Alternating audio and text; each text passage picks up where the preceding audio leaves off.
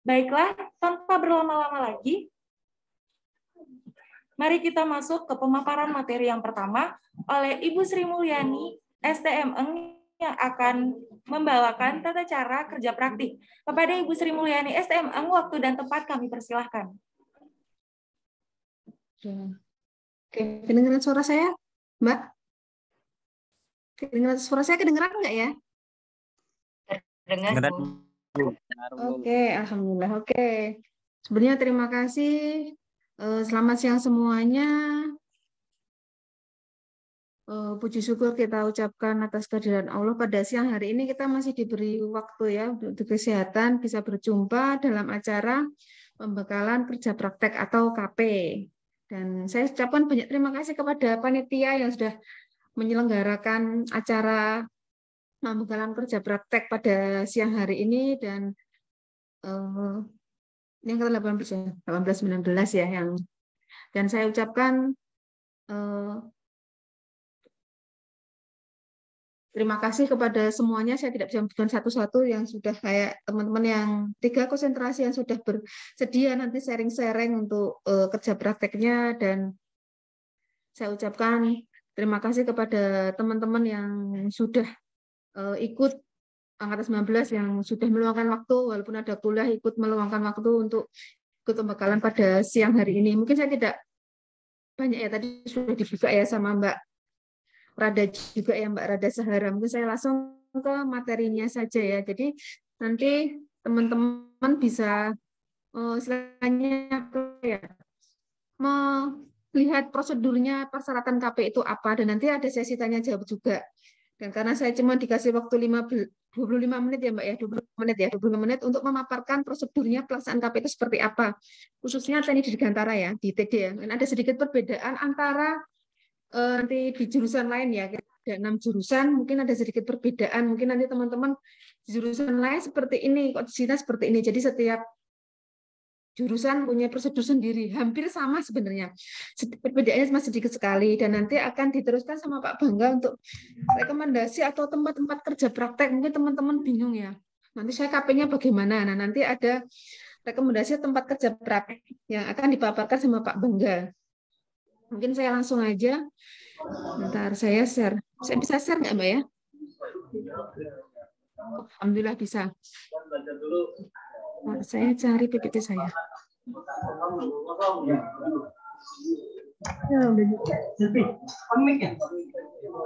Kelihatan nggak ya? Mbak Amalia kelihatan PPT saya nggak? Kelihatan, Bu.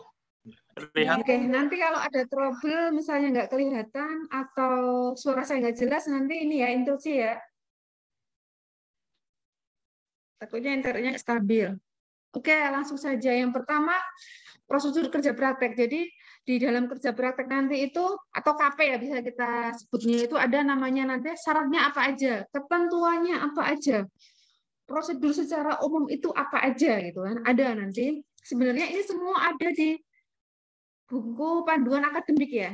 Buku panduan akademik yang teman-teman punya. Kalau misalnya teman-teman ada yang hilang, nanti bisa minta ke kami untuk filenya. Nanti kita kasih ya, teman-teman. Tapi secara umum akan saya jelaskan dulu, apa itu kerja praktek. Mungkin teman-teman, apa sih kerja praktek? Apa bedanya sama magang gitu kan? Apa bedanya sama skripsi atau TA? Mungkin ada teman-teman ada yang bingung seperti itu. Kerja praktek atau KP merupakan salah satu kegiatan akademik yang diwajibkan kepada mahasiswa di prodi masing-masing. Jadi kebetulan kita ada 6 prodi, di mana setiap prodi itu ada KP namanya, dan itu wajib. Dan KP juga ada waktunya ya, tidak bisa dilaksanakan. Saya pengen semester 2 aja deh gitu, nggak bisa seperti itu. Di sini juga dibilang bila pada kurikulum jurusan bersangkutan mencantumkan kerja praktek. Nah ini kebetulan kita ada semua, setiap jurusan kita ada 6 prodi ya, ada semua. Dan kerja praktek ini merupakan penerapan dari teori-teori yang sudah teman-teman dapat di kampus. Jadi nanti dipraktekkan di lapangan di mana? Di KP atau kerja praktek.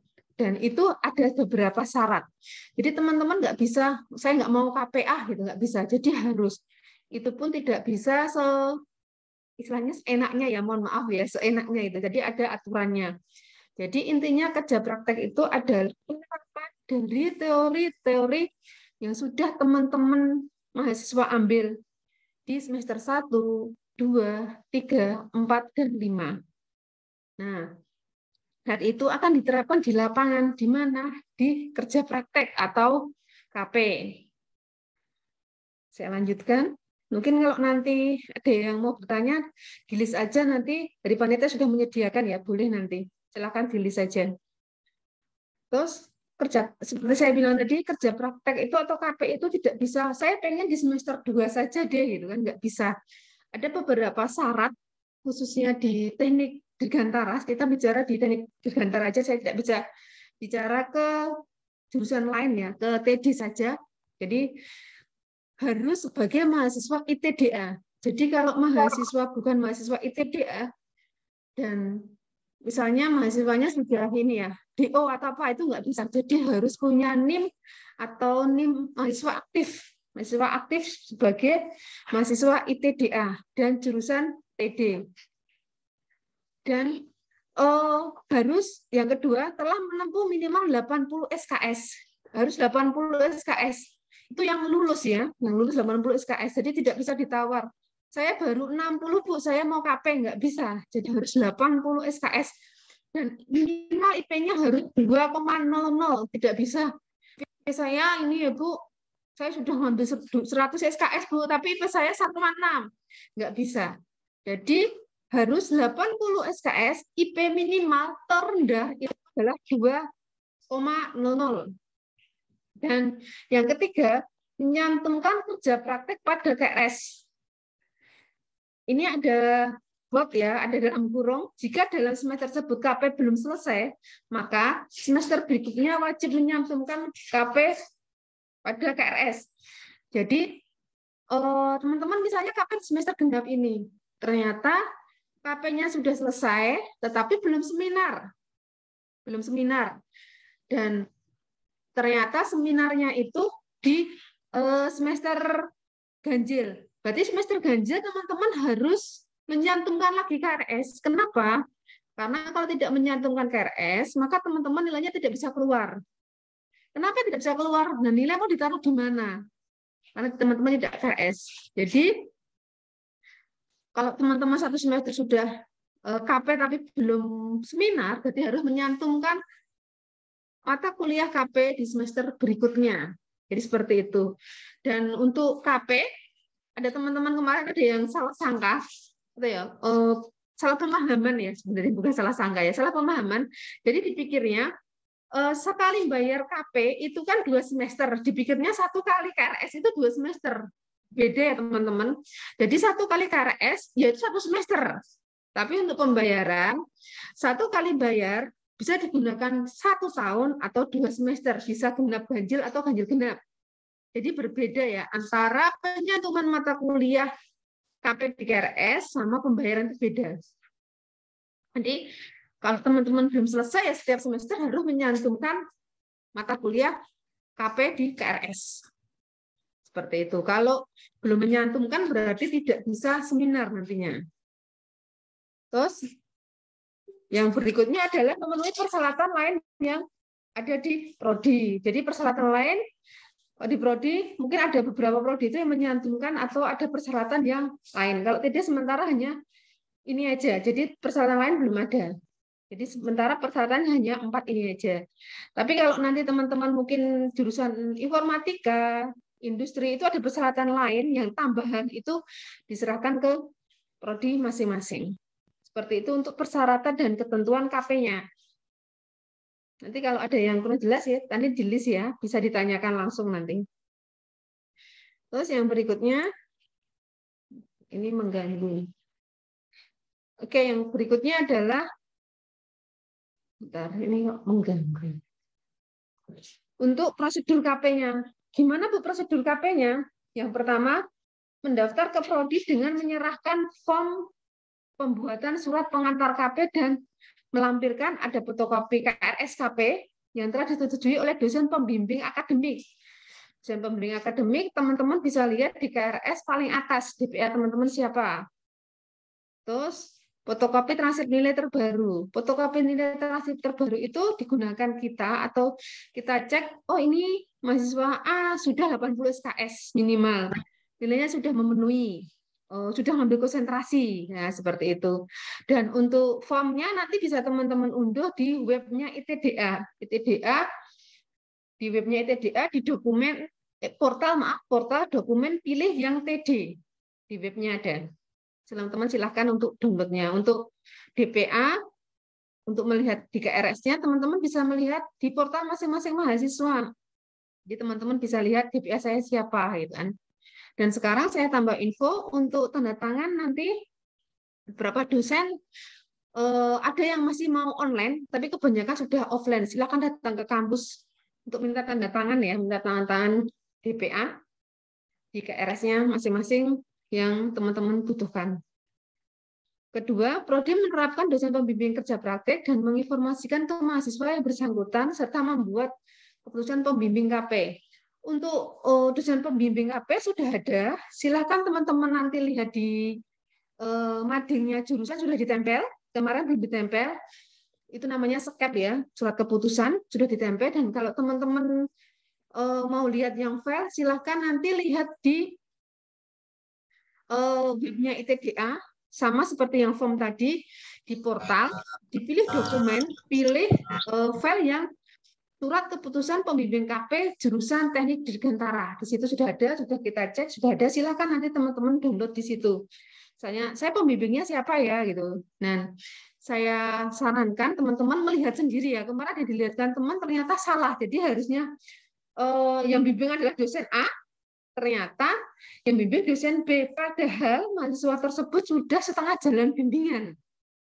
Nah, itu akan merepotkan teman-teman. Jadi teman-teman bisa lihat filenya di webnya ITDA, di portal dokumen pilih surat keputusan pembimbing KP yang TD. Atau teman-teman kalau ke kampus silakan mampir ke TD jurusan ada di mading pas pintu masuk sebelah kanan, sudah ditempel. Silakan lihat.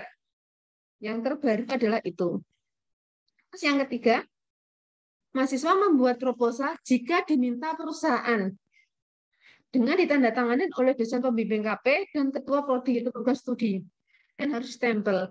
Jadi untuk poin nomor 3, tidak semua perusahaan itu meminta proposal. Ada yang tidak meminta. Kalau perusahaan tidak meminta, ya tidak usah membuat.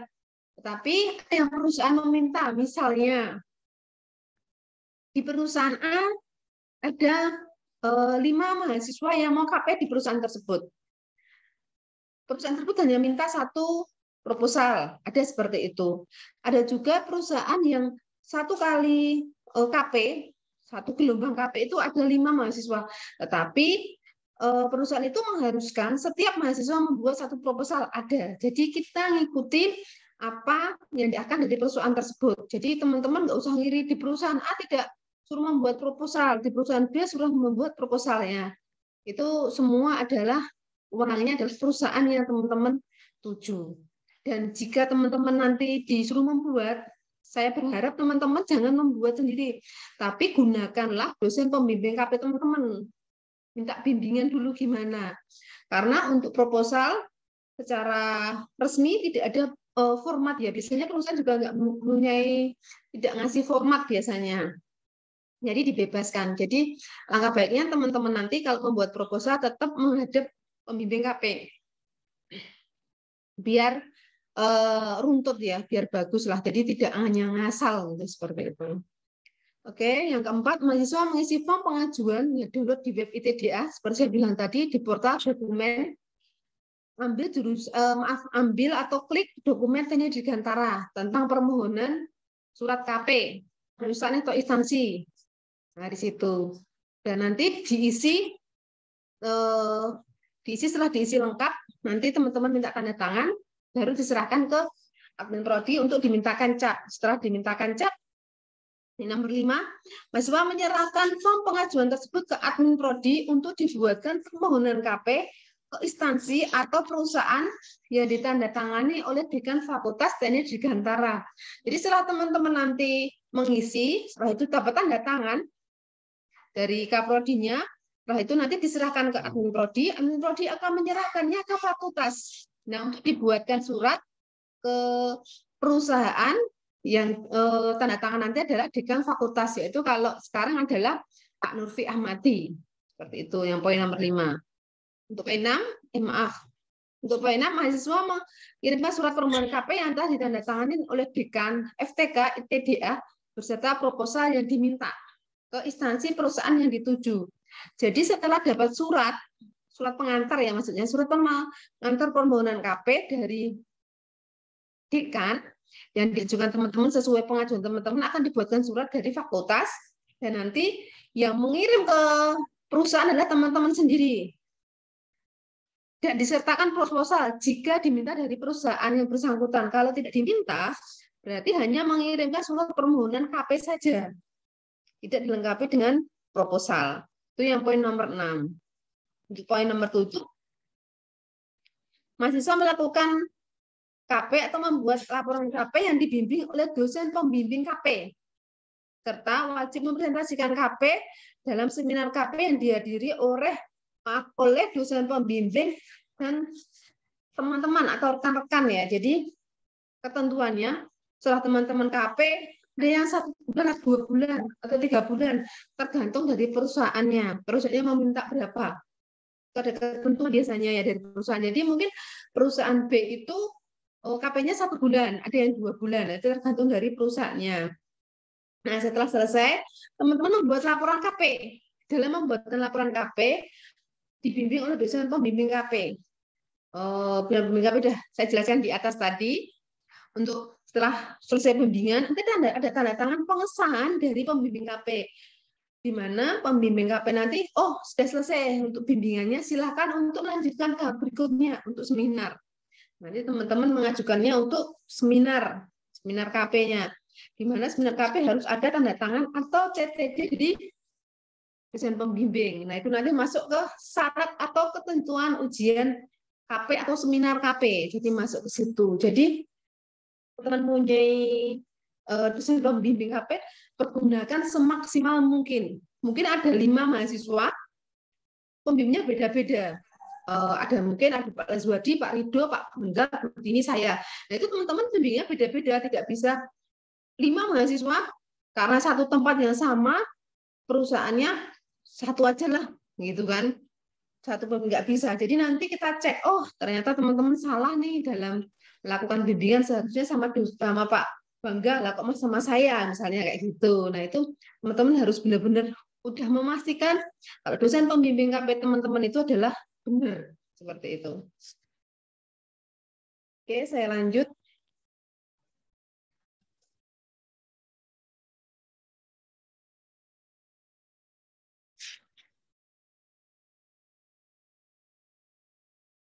Bentar, kok nggak berubah ya?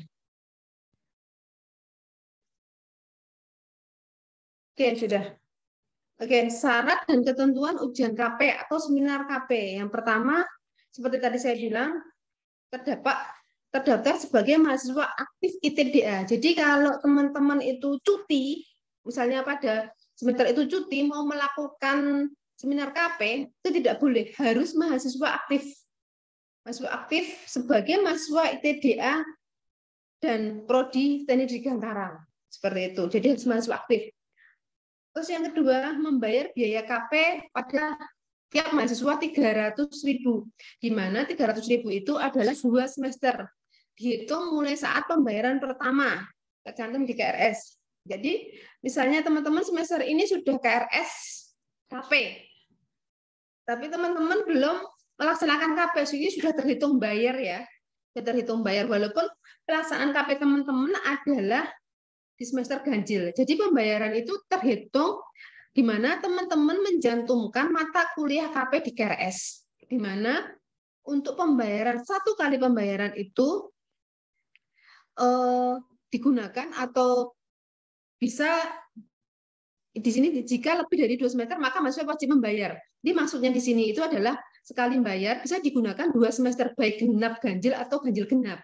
Di 1 tahun bisa terhitung misalnya sekarang bayar bisa digunakan genap ganjil atau menyantumkannya besok semester ganjil, berarti ganjil genap, jadi 1 tahun. Atau bisa ganjil genap atau genap ganjil, kebalikannya seperti itu 300.000 atau setahun. Terus yang ketiga, ujian KP dilaksanakan dalam bentuk seminar KP yang dihadiri sekurang-kurangnya, ini pas COVID ya, kalau pas COVID 2 peserta, kalau online kemarin ya.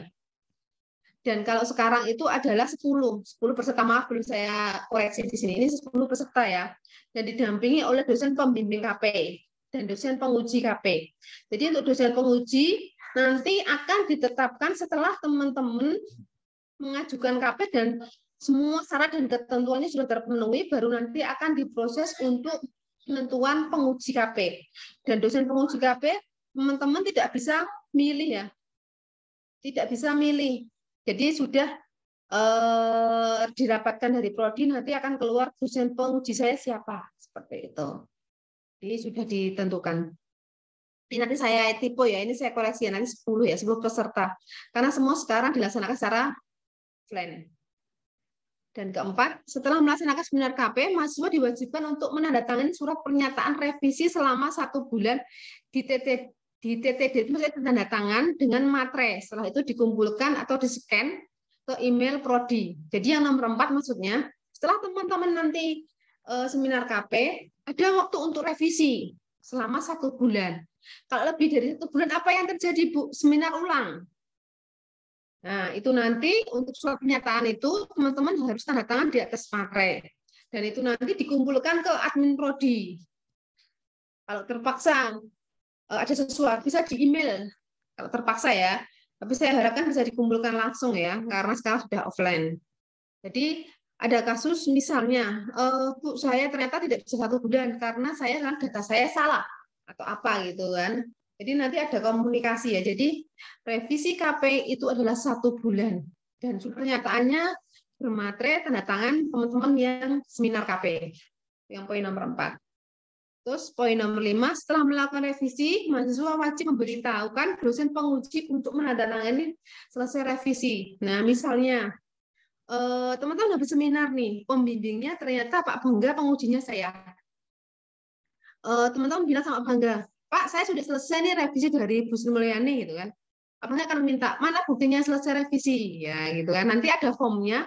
Nah, formnya itu minta ke dosen pengujinya kalau teman-teman sudah selesai revisi. Dan nanti diinfokan ke Bapak pembimbing. Menginfokan itu karena teman-teman butuh pengesahan dari pembimbing KP. Menginfokan. Jadi teman-teman nggak bisa saya sudah selesai revisi kok. Nah, mana bukti revisinya? Atau bukti yang sudah ditandatangani oleh pengujinya nggak ada gitu kan, nggak bisa. Jadi harus otentik, harus hitam di atas putih. Jadi buktinya adalah pernyataan atau dosen penguji sudah menandatangani berkas selesai revisi, poin nomor 5. Dan untuk poin nomor 6, laporan KP yang telah disetujui oleh pembimbing KP sudah selesai dari penguji, maka teman-teman langsung ke pembimbing KP. Nah, setelah pembimbing KP, nilai akhir KP akan dikeluarkan jika KP telah diseminarkan dan diperbaiki, dan jika ada perbaikan ya, kalau nggak ada ya lanjut terus. Nah, telah dikumpulkan ke perpusnya TDA ya, bukan perpusnya Yogyakarta ya, perpus daerah, dengan menyerahkan fotokopi tanda terima KP dari perpustakaan ke prodi. Jadi maksudnya poin nomor 5 itu adalah teman-teman sudah selesai revisi dari penguji, terus dari pembimbing juga tidak ada revisi, maka teman-teman minta tanda tangan pembimbing. Setelah tanda tangan pembimbing, nanti minta pengesahan dari Kaprodi lewat admin. Nah, lewat admin minta pengesahan dari Kaprodi, nanti akan dicap. Yang meminta aja ke admin, nanti akan dibantu admin untuk mengurusinya. Setelah itu udah ada cap, udah tanda tangan, udah komplit. Nah, dari perpus itu mintanya kalau KP itu adalah bentuk CD, silakan teman-teman scan untuk yang tadi tanda tangan dan dalam bentuk file. Untuk formatnya untuk yang dikumpul ke perpustakaan, silakan teman-teman langsung tanya ke perpustakaan ITDA formatnya bagaimana. Untuk formatnya CD ya, maksudnya filenya bagaimana, silahkan tanya ke sana langsung. dari prodi tidak ada format ya. Jadi dari semua diserahkan ke perpustakaan, silakan nanti tanya ke sana kalau mau mengumpulkan KP. Nah, setelah pengumpulan KP ke perpus, nanti teman-teman akan dapat bukti tanda terima kalau sudah menyerahkan laporan KP. Nah, bukti yang dari perpustakaan itu silakan teman-teman bawa ke prodi, ke admin prodi. Boleh fotokopi, boleh asli. Nah, bukti itu yang akan kita gunakan untuk mengeluarkan nilai KP teman-teman. Kalau itu belum diserahkan ke prodi, berarti nilai teman-teman belum bisa diproses atau dikeluarkan. Jadi tidak, karena kita belum ada sistem yang bisa langsung ngambil dari perpus, jadi teman-teman manual atau datang ke admin prodi, Pak, ini saya sudah mengumpulkan dari perpus, ini buktinya. Nah, nanti setelah itu dari admin prodi akan memproses nilai teman-teman. Nilainya akan diproses. Seperti itu untuk ketentuan ujian KP. Saya berlanjut ya. Bentar. Nih, saya lanjut ke prosedur pendaftaran dan pelaksanaan seminar KP. Yang pertama, mahasiswa mendaftar ke prodi dengan mengisi form atau daftar seminar KP yang melampirkan berkas persyaratan yang dikirim ke email prodi.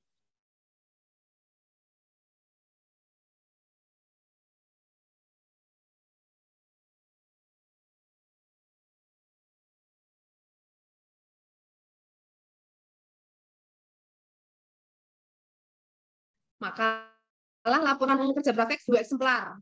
Slip pembayaran kerja praktek, jadi harus bayar dulu. Di KRS tercantum kerja praktek yang sudah disetujui oleh DPA. Transkrip nilai terbaru. Untuk transkrip nilai terbaru, teman-teman bisa download di portal teman-teman. Terus ada daftar hadir konsultasi. Daftar hadir konsultasi di sini adalah maksudnya daftar hadir konsultasi ke dosen pembimbing KP. Yang bukti selesai pelaksanaan KP dari perusahaan. Jadi bukti selesai pelaksanaan KP dari perusahaan itu ada 2, biasanya sertifikat. Sertifikat sama nilai KP.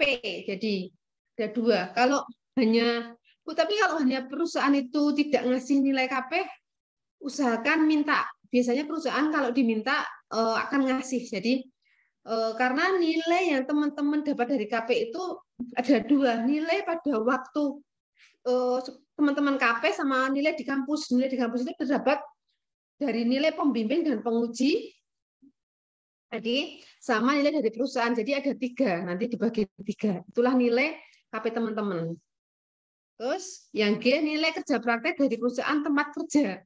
Jadi nanti bukti selesai pelaksanaan KP itu sertifikat dan ada nilainya. Yang G.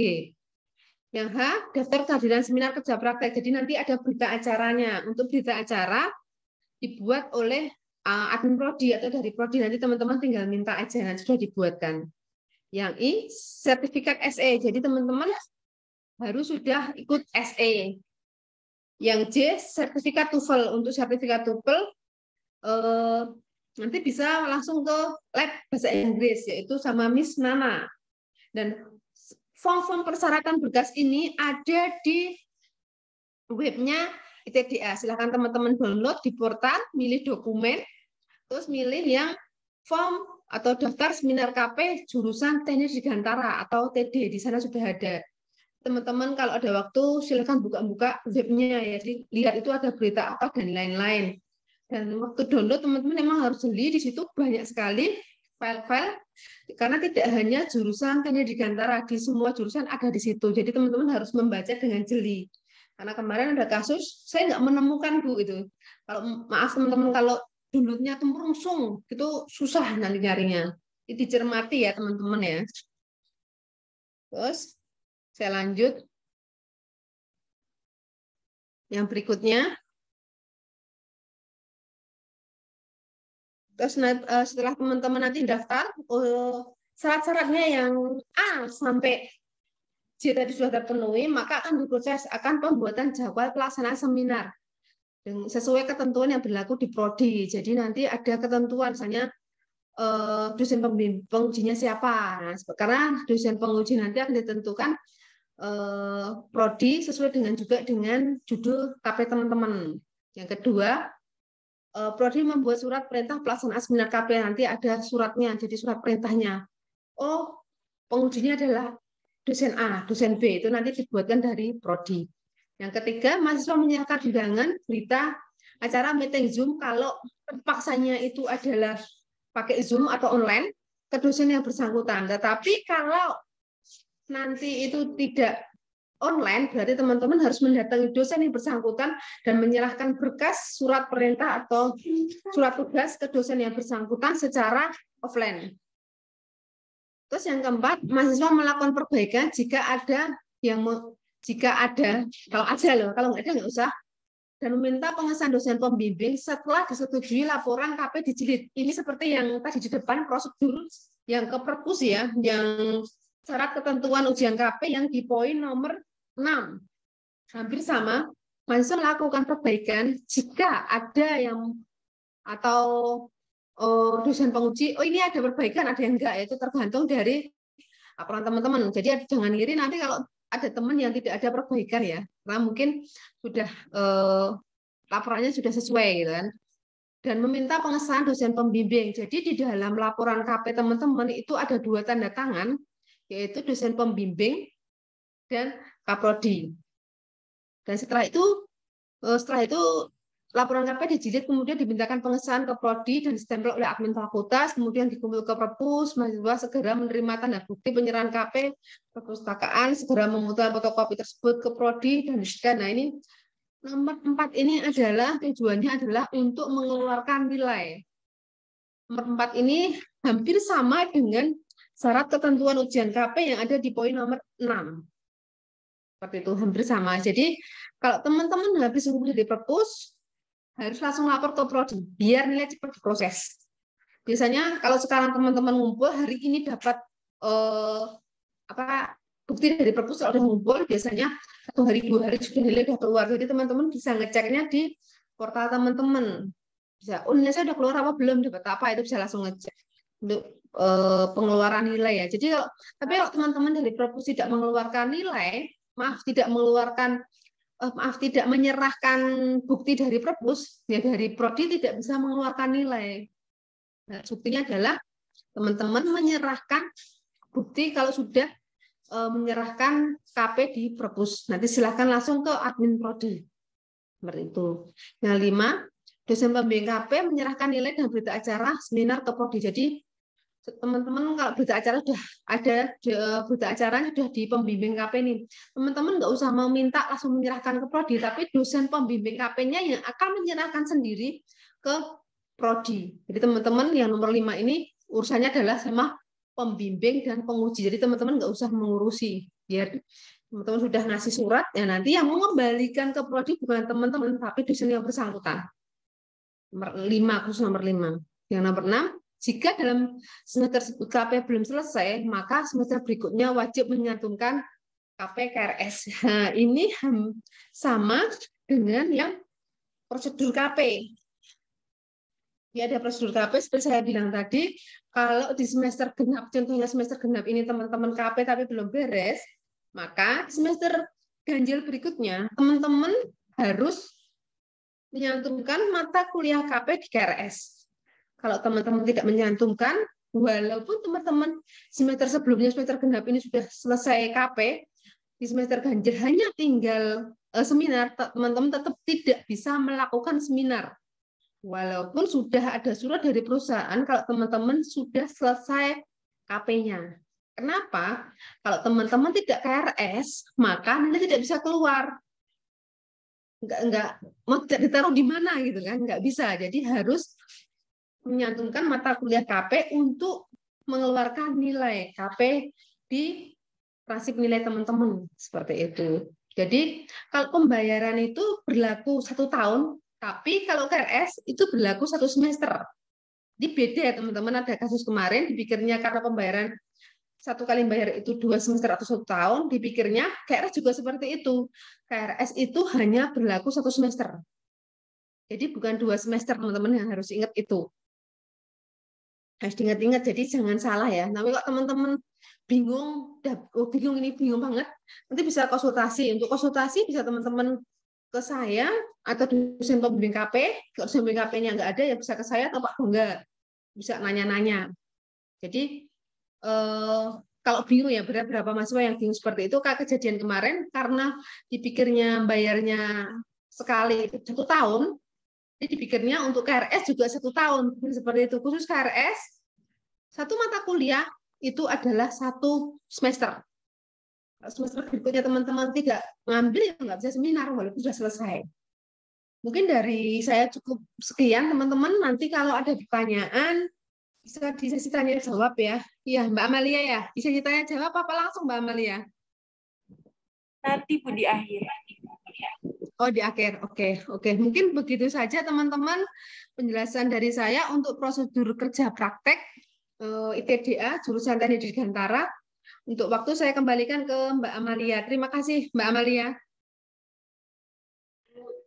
Baik, terima kasih kepada Ibu Sri Mulyani STM yang telah menyampaikan materi mengenai prosedur pelaksanaan kerja praktik, sehingga kakak-kakak angkatan 19 dapat memahami bagaimana tata cara yang dilakukan untuk melaksanakan kerja praktik. Baiklah, kita memasuki materi yang kedua, yaitu untuk Pak Bangga Dirgantara Adiputra STMT, yang akan menyampaikan rekomendasi tempat kerja praktik berdasarkan masing-masing konsentrasi kepada Pak Bangga Dirgantara Adiputra STMT. Waktu tempat kami persilahkan. Terima kasih untuk waktunya. Apakah suara saya terdengar dengan jelas? Jelas, Bapak. Oke, mungkin saya share screen dulu ya.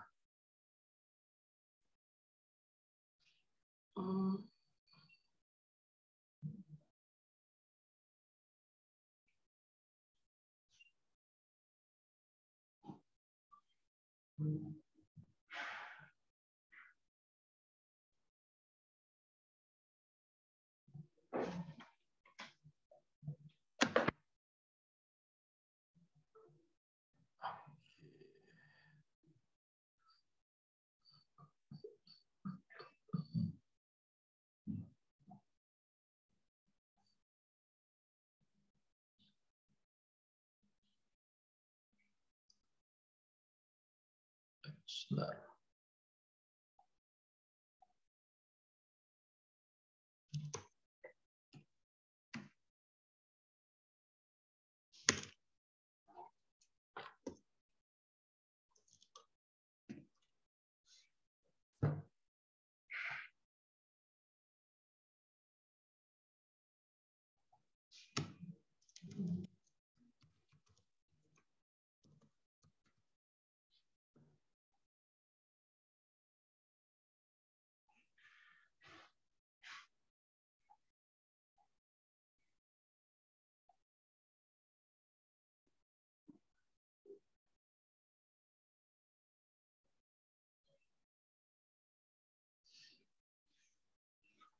Oke, sebelumnya apakah screen saya sudah terlihat?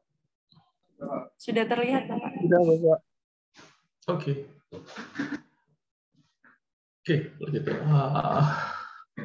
Yang saya hormati Ibu Kaprodi, Ibu Sri Mulyani, kemudian yang saya banggakan para pengurus himpunan mahasiswa Teknik Dirgantara dan juga panitia pada kegiatan hari ini, dan juga yang saya banggakan para kakak tingkat tadi yang mau berbagi cerita mengenai kerja praktik yang sudah dilakukan, dan juga kepada para audiens yang sudah hadir di dalam kegiatan siang hari ini.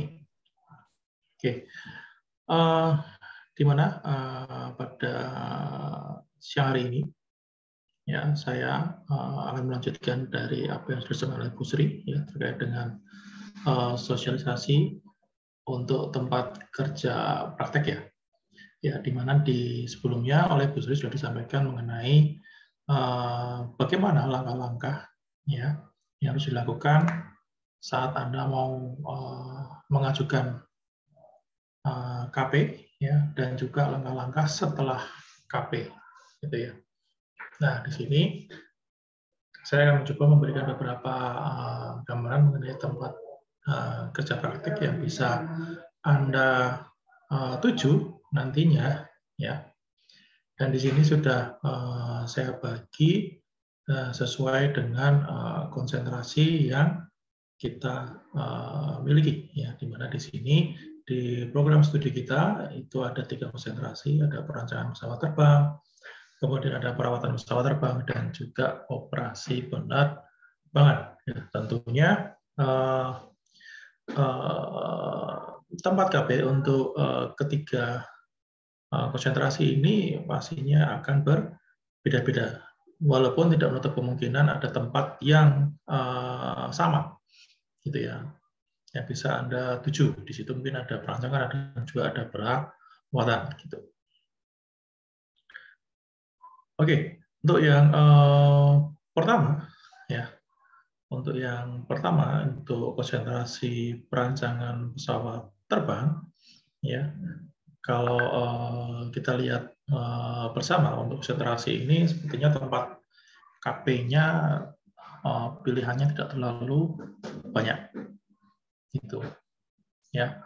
Walaupun dalam aplikasinya saat nanti Anda berada di airline pun sebenarnya konsentrasi perancangan untuk masuk ke sana pun nggak ada masalah sih, gitu ya.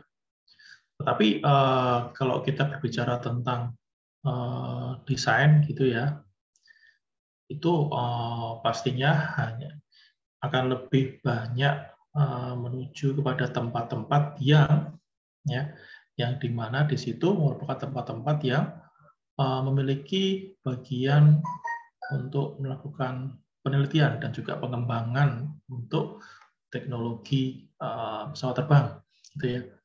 Nah, pastinya untuk yang pertama adalah di PT Dirgantara Indonesia. Ya, di PT DI ini banyak sekali divisi-divisi atau bagian-bagian yang pastinya bisa Anda tuju, ya. Yang di situ kan di tempat kita, di konsentrasi kita ada aerodinamika. Pastinya di bagian sana juga akan ada bagian mengenai aerodinamika. Kemudian ada yang struktur. Nah, Anda juga bisa masuk ke sini. Kemudian ada juga yang mungkin larinya ke kendali dan juga tentang stabilan, itu juga Anda bisa menuju ke PT Dirgantara Indonesia ini, ya. Karena pastinya di sana kan banyak sekali proyek-proyek yang bisa Anda pakai nantinya untuk sebagai bahan KP, ya.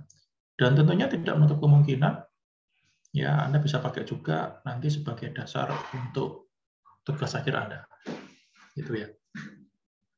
Nah, itu karena di kata-kata sebelumnya rata-rata bisa melakukan hal itu, ya. Artinya antara KP dan juga TA itu saling bersinggungan, gitu ya. Yang mungkin untuk yang di KP-nya lebih fokuskan ke dalam memodelkan objeknya, sedangkan nanti di skripsinya lebih banyak untuk menganalisis objeknya, ya, menyesuaikan dengan kondisinya, mau bagaimana kan objek itu, ya, itu. Nah, selain di PT DI, ya, yang bergerak di bidang penelitian, nah di sini juga ada juga, ya, BPPT, ya, yaitu Badan Penerapan dan juga Pengkajian Teknologi, ya. Nah, di sini ada beberapa balai besar yang ada di sana, ya, yang tentunya di sini ada beberapa tempat yang cocok, ya, atau yang sesuai dengan konsentrasi di prodi kita, gitu. Nah, untuk yang pertama ini adalah Balai Besar Teknologi Aerodinamika, Aeroelastik, dan juga Aeroakustik, ya.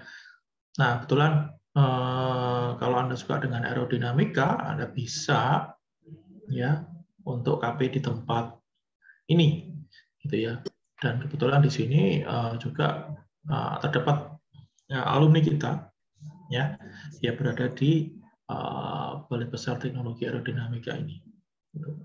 Kemudian yang berikutnya adalah Balai Besar Teknologi Kekuatan Struktur, ya, yang tentunya bagi Anda yang suka struktur, Anda bisa masuk ke dalam sini. Kemudian yang ketiga itu adalah Balai Teknologi Termodinamika, Motor, dan juga Propulsi. Ya, dari judulnya sudah sangat jelas bahwa ini berkaitan dengan engine. Ya, Anda yang suka dengan mengulik tentang engine, Anda bisa masuk ke sini, gitu ya. Nah, kemudian selain BPPT, pastinya ada juga, ya, ini adalah Lembaga Penerbangan dan juga Antariksa Nasional atau LAPAN. Ya, di sini ada beberapa pusat teknologi yang bisa Anda coba untuk nantinya Anda masuk. Yang pertama adalah Pusat Teknologi Penerbangan. Ya, di sini biasanya dalam pengembangan UAV-nya itu larinya ke sini, gitu ya. Kemudian ada juga Pusat Teknologi Roket dan juga Pusat Teknologi Satelit. Ya, walaupun di tempat kita tidak tidak diberikan dasar mengenai roket dan juga satelit, ya. Tapi kalau memang Anda ingin mencoba, ya, atau men-challenge diri Anda untuk masuk ke sini, ya tidak apa-apa, gitu, ya, karena masih juga terkait dengan teknologi penerbangan, ya. Karena di sini juga ada alumni kita yang ada di Pusat Teknologi Roket, gitu, yang tentunya pastinya dari background awalnya tidak memiliki kapabilitas di roket, gitu, tapi tentunya bisa, gitu ya, karena pastinya untuk konsep dasarnya juga pastinya menggunakan konsep dasar dari materi-materi yang sudah diberikan, ya, terkait dengan sains, gitu ya. Oke, nah, untuk perancangan, ya, untuk perancangan saya kira hanya itu, ya, yang bisa Anda masukin. Walaupun di industri perawatan juga pastinya ada bagian terkait dengan R&D, ya. Nah, Anda juga bisa masuk ke dalam bagian situ sih sebenarnya. Jadi tidak serta-merta hanya mengkhususkan di 3 lembaga ini, gitu, yang saya berikan rekomendasi untuk Anda. Nah, untuk perawatan pesawat terbang tentunya akan sangat banyak sekali pilihan yang bisa Anda coba, ya, karena tentunya kalau kita lihat dari sisi jumlah mahasiswa yang tertarik dengan konsentrasi perawatan ini merupakan mahasiswa yang paling banyak, ya, dibandingkan dengan konsentrasi perancangan dan juga konsentrasi operasi, gitu, ya. Ya, walaupun banyak, ya, pasti tentunya industrinya banyak, tapi juga peminatnya juga banyak, gitu ya. Nah, di sini untuk terkait dengan perawatan ada banyak sekali, ya. Di sini ada PT Aero Nusantara Indonesia, ya, ada ANI Engine, kemudian ada Aero International Teknologi, itu engine juga, ada PT Adiluhung Wicaksana, ya, ini untuk elektronik, ya. Kemudian ada Avtek Trans Utama, itu juga elektronik. Kemudian untuk ada PAT, ya, di sini ada airframe dan juga engine. Kemudian ada Bagas Nusantara Putra, ada CMI Teknologi, dan juga ada Dewata Angkasa, gitu ya. Ini banyak terkait dengan elektronika.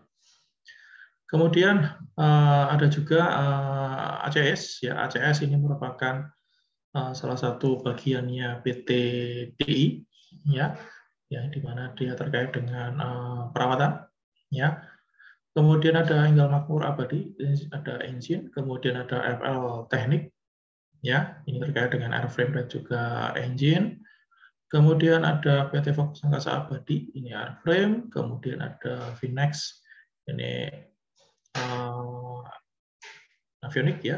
Kemudian ada JMF AeroAsia, ya ini ada perawatan ya lengkap ya, ada airframe, ada engine, ada line maintenance. Kemudian ada YAS terkait dengan airframe dan juga engine. Kemudian ada PT Indo Aero Semesta atau elektrik. Kemudian ada JAS, ini adalah di line maintenance ya. Kemudian ada juga PT Kalibsada Pusaka, ini adalah airframe. Kemudian ada Kadumas, Aviasindo, kemudian ada Kadiasa, Dirgantara, kemudian ada MMF di situ, ya. Kemudian ada MS Tech, ya. Kemudian ada Nusantara Turbin dan Propulsi, kemudian ada Putra Alang Angkasa Raya, ya, airframe dan juga engine. Kemudian ada PT Travira, ada PT Rekatama, ada Tribuana Aerospace, dan juga ada Wirajasa Angkasa. Ya, jadi banyak sih, gitu ya. Banyak tempat-tempat yang bisa Anda pakai, Anda tuju ya untuk melakukan kerja praktek ya. Mungkin di sini saya belum masukin PT Surya Air ya. Kemarin itu kalau Anda ikut virtual SE ya, SE virtual itu kan ada angkat Anda yaitu Mas Wilman, itu kan sekarang beliau sudah ada di Surya Air gitu ya. Ya, Anda bisa mencoba untuk mengajukan ke sana gitu untuk kerja prakteknya gitu. Kemudian yang berikutnya untuk operasi penerbangan ya, ini memang sedikit juga ya, biasanya itu menuju yang konsentrasi ini itu untuk KP itu ya di PT Angkasa Pura I, PT Angkasa Pura II, yaitu ya terkait dengan bandara-bandara yang ada di Indonesia ya, yang biasanya dituju ya paling tidak ya di Adi Sucipto sini bandaranya, kemudian ada di YIA, kemudian kalau keluar sedikit yang di Adi Sumarmo, kemudian ada di Ahmad Yani, ya. Kemudian ada juga yang kemarin sampai di Surabaya, ya. Kemudian ada juga yang di Soekarno-Hatta, ya. Jadi untuk operasi Anda bisa masuk ke bandara-bandara yang ada. Itu kemudian juga Anda bisa masuk ke dalam Airnav Indonesia, ya. Entah itu di Airnav pusat, ya. Kalau Anda mau masukkan pusat, ya berarti Anda harus lari ke Jakarta, ya, wilayah Tangerang. Itu atau mungkin ke Airnav di regionalnya, itu ya, mungkin di Jogja, di Solo, di Semarang, itu Anda bisa mencoba untuk mengajukan KP di sana. Dan selain itu juga Anda bisa ke airline-airline yang ada di bandara ya. Bisa jadi ada di Sriwijaya Air, kemudian ada di Batik Air, kemudian yang kemarin itu dari yang virtual SE juga itu kemarin dari Kak Monica gitu kan, itu juga di Batam kan, BAT kan, tapi di yang di daerah Jakarta itu, nah itu Anda bisa lari ke situ juga, gitu, ya. Jadi itu untuk gambaran besarnya, ya, tempat-tempat kerja praktek yang bisa Anda coba, ya, Anda coba untuk apply ke sana, gitu. Dan tentunya di setiap tempat ini itu unik ya, artinya persyaratannya antar tempat yang satu dan tempat yang lain itu tidaklah sama, gitu ya. Begitu juga dengan proses pengajuannya dan juga proses penyelesaiannya, gitu ya. Bisa juga ada yang tadi disampaikan oleh Bu Sri, ada yang meminta proposal, ya, ada yang minta proposal yang intinya nantinya Anda mau ngapain di sini gitu.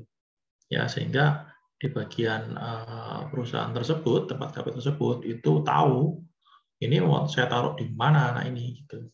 Ya.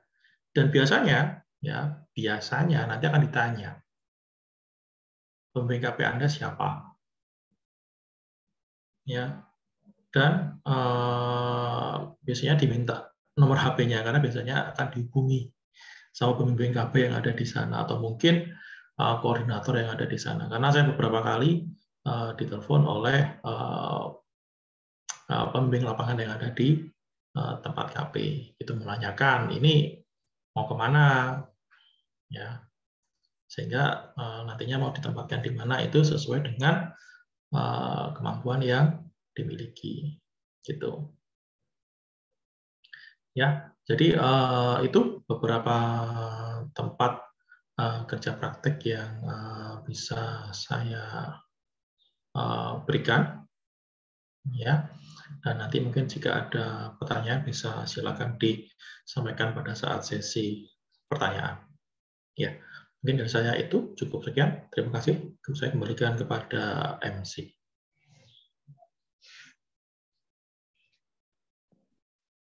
Baik, terima kasih saya sampaikan kepada Bapak Bangga Dirgantara Adiputra, STMT, yang telah menyampaikan materi mengenai rekomendasi tempat untuk kerja praktik sesuai dengan masing-masing konsentrasi, sehingga semakin menambah pengetahuan kita semua.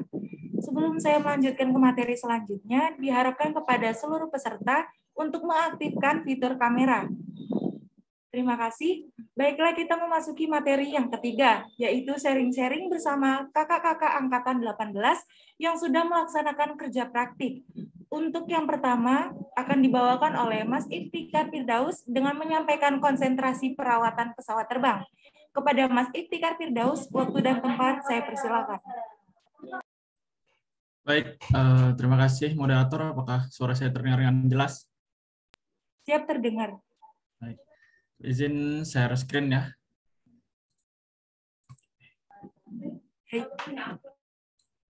Baik, bismillahirrahmanirrahim.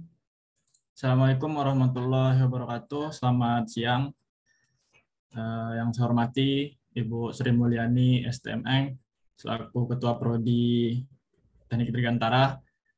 Kemudian yang saya hormati juga Bapak Bangga Dirgantara STMT selaku Sekretaris Prodi, serta rekan-rekan panitia yang saya banggakan. Terima kasih atas waktu yang sudah diberikan kepada saya. Sebelumnya, perkenalkan, nama saya Iftikhar Firdaus. Saya dari Angkatan 2018, mengambil konsentrasi perawatan pesawat terbang. Jadi pada kesempatan kali ini, saya diberikan amanah untuk sharing session atau sharing tentang pengalaman saya melaksanakan kerja praktik kemarin kepada rekan-rekan mahasiswa angkatan 2019. Jadi di sini sudah saya siapkan sedikit PowerPoint. Izin moderator, apakah sudah terlihat PowerPoint? Sudah terlihat, Bang. Baik, terima kasih. Jadi saya di sini akan memberikan atau berbagi sedikit pengalaman mengenai tips dan trik untuk melaksanakan kerja praktik, khususnya pada konsentrasi perawatan pesawat terbang. Jadi apa aja sih sebenarnya yang harus dipersiapkan untuk kerja praktik? Itu ada beberapa, sudah saya rangkum sedikit, nanti akan diperjelas per poin masing-masingnya. Yang pertama, tentu sebelum melaksanakan kerja praktik, hal yang paling utama itu harus siapkan adalah mempersiapkan berkas-berkas syarat kerja praktik. Seperti yang sudah dijelaskan oleh Ibu Sri Mulyani pada pemaparan materi tentang prosedur pelaksanaan kerja praktik tadi, semua sudah jelas dan rinci, berkas apa saja yang harus dipersiapkan, kemudian tanda tangan siapa saja yang harus dicantumkan, kemudian ada juga harus mengikuti persyaratan dari perusahaan yang akan dituju seperti proposal, surat izin kerja praktik dan lainnya sudah dijelaskan secara rinci oleh Ibu Sri Mulyani tadi. Jadi rekan-rekan semua sebelum melaksanakan kerja praktik tentu rekan-rekan harus mempersiapkan untuk memilih perusahaan mana sebenarnya yang dituju. Jadi berdasarkan pengalaman saya kemarin,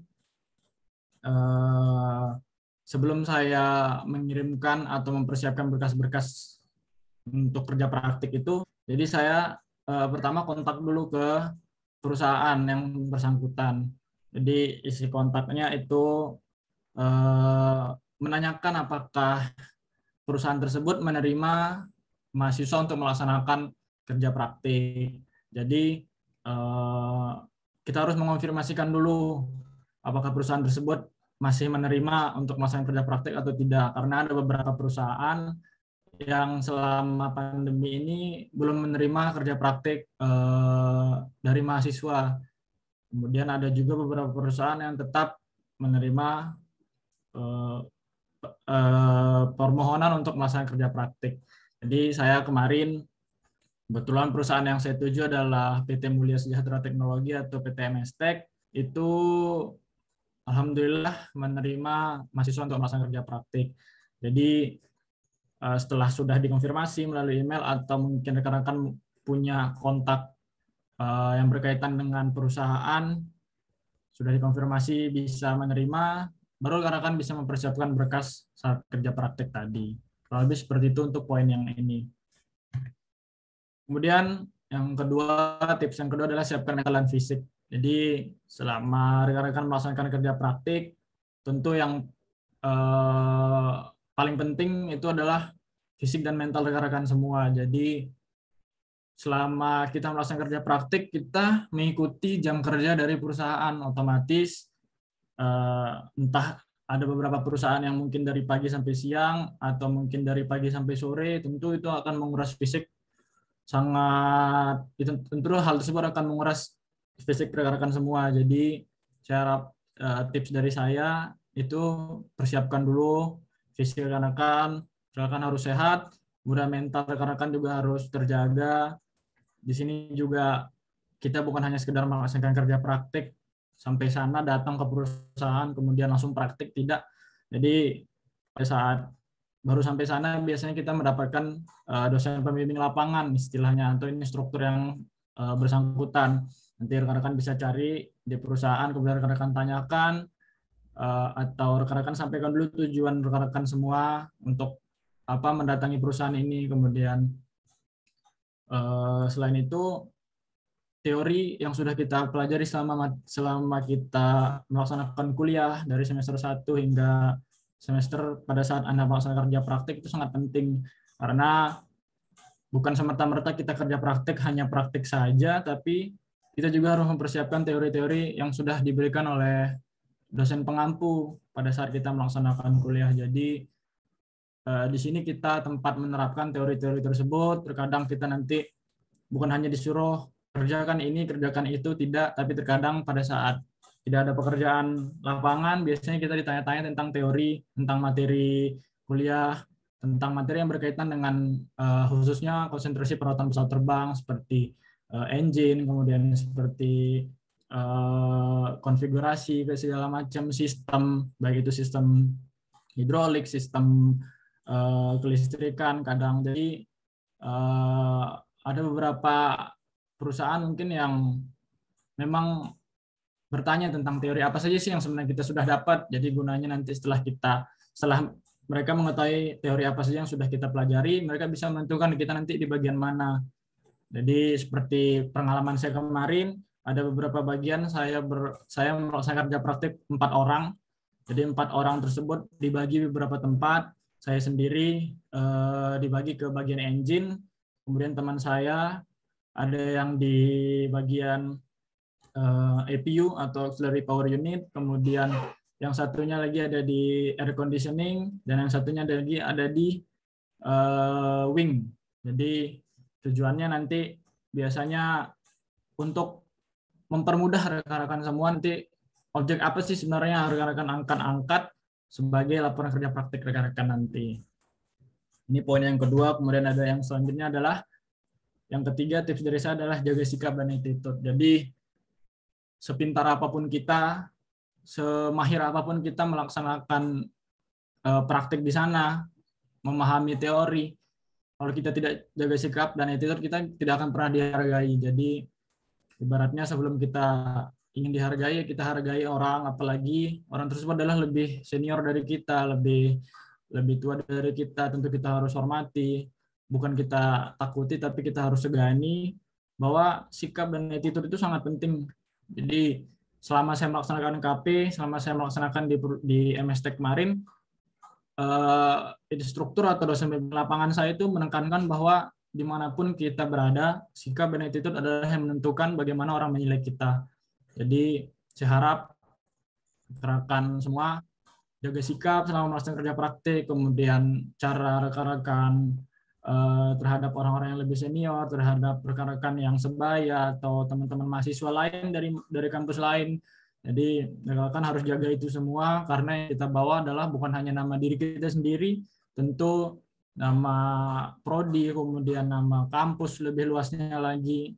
Jadi mohon dijaga segala sikap dan attitude yang rekan-rekan punya pada saat melaksanakan kerja praktik. Saya harap ini bisa rekan-rekan tekankan ke diri rekan-rekan masing-masing, karena ini bisa berpengaruh ke angkatan-angkatan selanjutnya. Terkadang ada beberapa perusahaan, begitu kita datang, oh dari kampus mana, dari kampus STTA, dulu namanya sekarang ITDA, oh ya kemarin ada tingkatnya begini, ada masalah begini. Nah, kurang lebih seperti itu. Jadi jangan sampai hal-hal tersebut membekas kepada perusahaan dan akhirnya mengakibatkan angkatan-angkatan selanjutnya sulit untuk mengajukan atau melaksanakan permohonan kerja praktik di perusahaan tersebut. Kurang lebih itu untuk poin yang ini. Kemudian inisiatif dan tetap patuhi aturan. Jadi inisiatif di sini bukan berarti rekan-rekan harus mengerjakan semuanya tanpa disuruh atau segala macam, bukan. Tapi selama melaksanakan kerja praktik, rekan-rekan tentu pasti ada kalanya rekan-rekan bekerja bersama mekanik, kemudian bersama engineer di sana nanti. Jadi saya harap rekan-rekan inisiatif bukan hanya untuk tunggu suruhan dari instruktur atau dari mekanik, ambil ini atau kerjain ini. Jangan, tapi bertanya. Inisiatif di sini artinya bertanya. Jadi bertanya dulu, apa ada yang bisa saya bantu, Pak? Atau ada yang bisa saya bantu, Mas? Mungkin yang agak muda. Jadi inisiatif di sini dalam artian kita bertanya gitu, apa sih yang bisa saya kerjakan di sini gitu, untuk membantu para mekanik dan engineer di sana. Kemudian tetap patuhi aturan. Apapun aturan yang dikeluarkan dari perusahaan nanti, tempat rekan-rekan kerja praktek ikuti, jangan sampai yang dibantah. Apalagi masalah jam kerja. Misalnya masuk, kalau pengalaman pribadi saya kemarin, saya masuk jam 8 pagi, kemudian apel pagi, sampai nanti jam 5 sore baru pulang. Jadi setiap hari Senin sampai Sabtu itu, hari Senin sampai Jumat tetap masuk dari jam 8 pagi sampai jam 5 sore. Jangan sampai rekan-rekan ada yang bolos, kemudian ada yang telat, atau ada yang tidak masuk tanpa keterangan. Itu jangan sampai, karena itu bakal membuat penilaian dari perusahaan itu terhadap kampus kita buruk gitu. Jadi kesannya kita kesana kok males-malesan, padahal yang kita tujukan untuk cari ilmu, kita bertujuan kerja praktik itu untuk mempraktikkan apa yang sudah kita dapatkan pada kuliah, teori-teori yang sudah kita dapatkan. Jadi tetap patuhi aturan apapun itu, dimanapun rekan-rekan berada, patuhi aturan yang ada di situ. Jadi jangan sampai melanggar lah, supaya kesan kita itu baik gitu untuk kedepannya. Kemudian ini tips selanjutnya yang berdasarkan pengalaman saya pribadi kemarin. Jadi tentukan permasalahan atau objek yang akan dijadikan laporan kerja praktek. Jadi selama kerja praktek bukan hanya semata-mata rekan kerja, kemudian kerja praktek terus praktek ganti ini, lepas ini, kemudian membersihkan ini segala macam, tidak. Tapi saat rekan-rekan melaksanakan kerja praktek tersebut, disitulah kesempatan rekan-rekan ini objek apa sih sebenarnya yang akan saya ingin jadikan laporan gitu. Sembari rekan-rekan mengerjakan, oh ternyata saya ingin ambil bagian engine. Oh yaudah, saya fokus, bukan hanya fokus ke engine. Sementara misalnya saya ada waktu luang, saya tanya ke engineer yang berkaitan dengan engine, kemudian saya tanyakan, Pak ini bagaimana, saya ingin mengambil permasalahan tentang ini, apakah bisa dijadikan laporan atau tidak. Jadi disinilah kesempatan rekan-rekan selama melaksanakan kerja praktek itu penting untuk menentukan objek apa sih sebenarnya rekan-rekan butuhkan untuk laporan kerja praktik. Jadi rugi. Kalau menurut saya pribadi, pengalaman saya pribadi, rugi kalau kita tidak bisa menentukan objek apa sih sebenarnya yang kita angkat di laporan, karena begitu saatnya kita sudah selesai melaksanakan kerja praktik yang 2 bulan minimal sesuai dengan buku panduan akademik, tentu sangat rugi. Kita akan lupa apa sih sebenarnya yang saya sudah pelajari selama saya praktik gitu, dan kita juga bingung mau bertanya kemana. Mungkin kita bolehlah simpan kontak dari orang-orang perusahaan, kita bisa tanya-tanya, tapi alangkah lebih baiknya kita bertanya secara langsung, jadi bisa lebih paham, bisa ditunjukkan langsung mungkin lokasi per objek tersebut di mana, atau mungkin komponen yang akan angkat jadi laporan kerja praktik itu letaknya di mana, sistemnya seperti apa, cara kerjanya seperti apa, cara maintenance-nya seperti apa, inspeksinya seperti apa, kemudian ini dia diinspeksi dan di maintenance berdasarkan dokumen apa. Jadi rekan-rekan tahu nih prosedurnya seperti ini gitu. Itu fungsinya kita kerja praktik gitu. Bukan berarti saya mengarahkan rekan-rekan ini buat laporan aja dulu untuk kerja praktik nih, masalah kerja ntar aja deh, kerjain aja di laptop. Salah, tapi sembari, karena kalau pengalaman saya pribadi kemarin, tidak setiap hari kita bekerja lapangan gitu. Terkadang ada beberapa pekerjaan yang tidak bisa kita sentuh atau yang tidak bisa kita ikut campur karena ada beberapa kebijakan yang ditentukan oleh para engineer dan mekanik di sana. Jadi selama kita bisa bantu untuk kita kerja, kemudian selama tidak ada waktu luang, kita berkesempatan ya kita tanya-tanya ke engineer mekanik yang lagi senggang, permasalahan ini seperti apa, kemudian cara mengerjakan segala macamnya seperti apa. Jadi disinilah fungsinya kita melaksanakan kerja praktik. Kemudian hal yang paling penting menurut saya pribadi selama saya melaksanakan kerja praktik adalah kerjasama dan tambah relasi. Jadi selama saya melaksanakan kerja praktik itu saya bukan hanya bekerja dengan teman-teman kerja praktik yang dari ITDA, tapi di sana banyak sekali mahasiswa teman kita bekerja gitu. Pengalaman saya pribadi kemarin di perusahaan MS-Tech itu yang paling banyak mahasiswa adalah dari STPI. Jadi disinilah kesempatan kita buat nambah relasi. Wah ternyata ini banyak nih saya kenal, dia dari TPU lah, dari perawatan udara, dia ada yang dari bagian airframe, ada yang bagian kemudian ada yang AE atau elektriknya. Jadi disinilah tempat kita berkesempatan nambah teman gitu. Bukan hanya rekan-rekan kerja praktik di sana, rekan-rekan kumpul aja sama teman-teman dari TDA, jangan sampai seperti itu. Bergaullah dengan orang-orang yang ada di perusahaan, itulah penting, entah itu dia engineer, entah itu dia mekanik, entah itu dia magang, entah itu dia dari teman-teman mahasiswa lain. Silahkan kalau bisa minta kontaknya, karena kedepannya kita pasti bisa sharing, karena kita terjun di industri yang sama, yaitu industri penerbangan, khususnya yang perawatan pesawat terbang.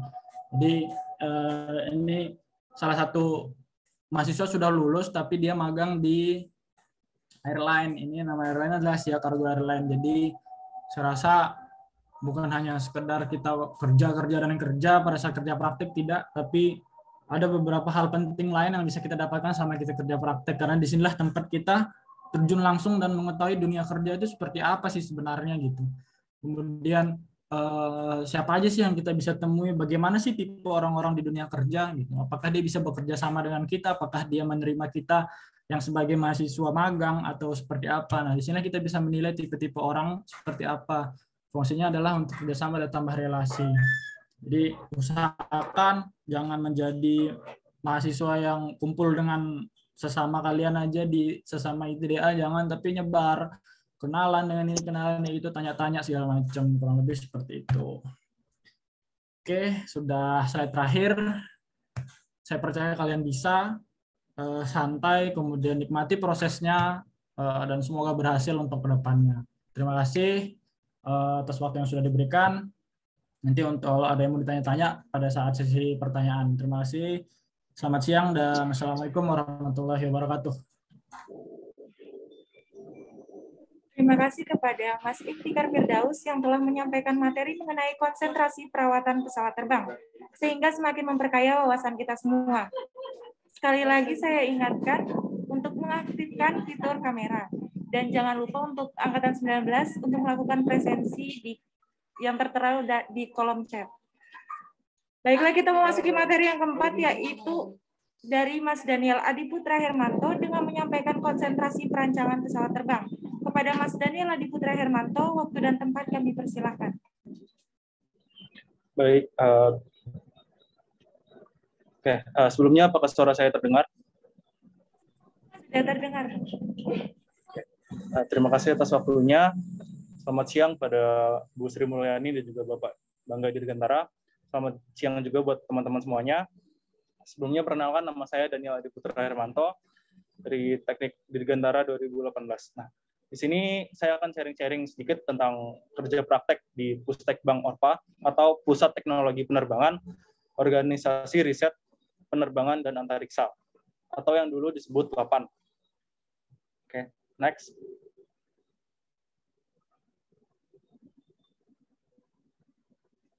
Ya, nah, ada apa aja sih di Pustekbang?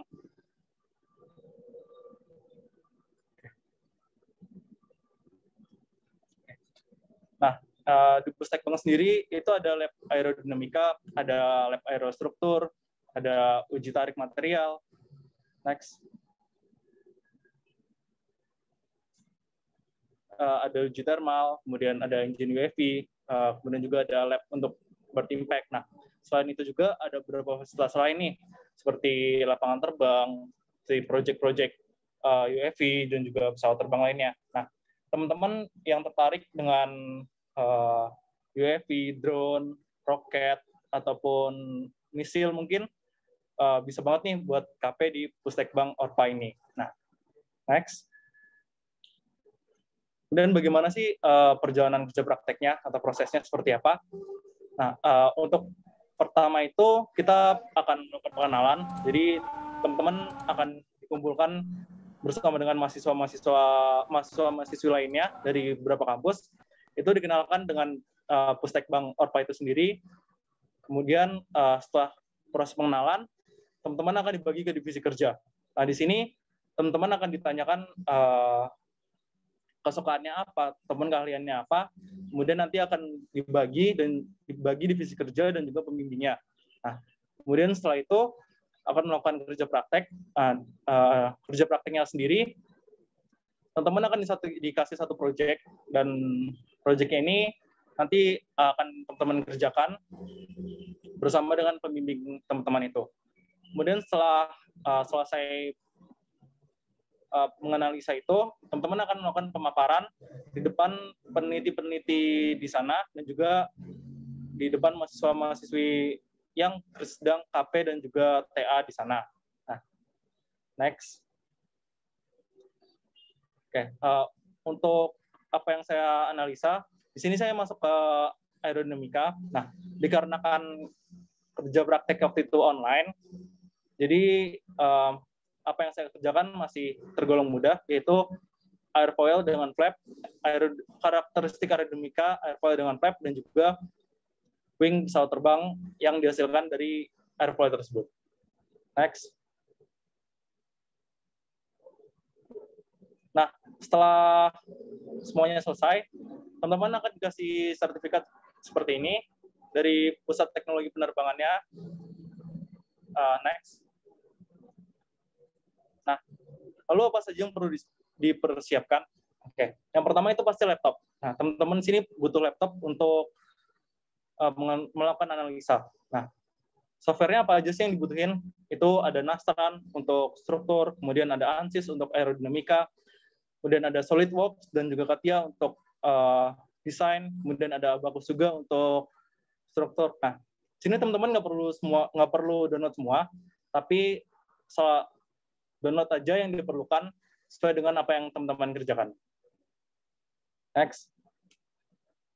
Oke. Nah, sebelum melakukan kerja praktek, teman-teman lakukan 3C terlebih dahulu. Yang pertama, cari tahu tentang perusahaan atau lembaga tersebut. Kemudian, cari tahu bidang kerjanya. Kemudian yang ketiga adalah cari ilmu.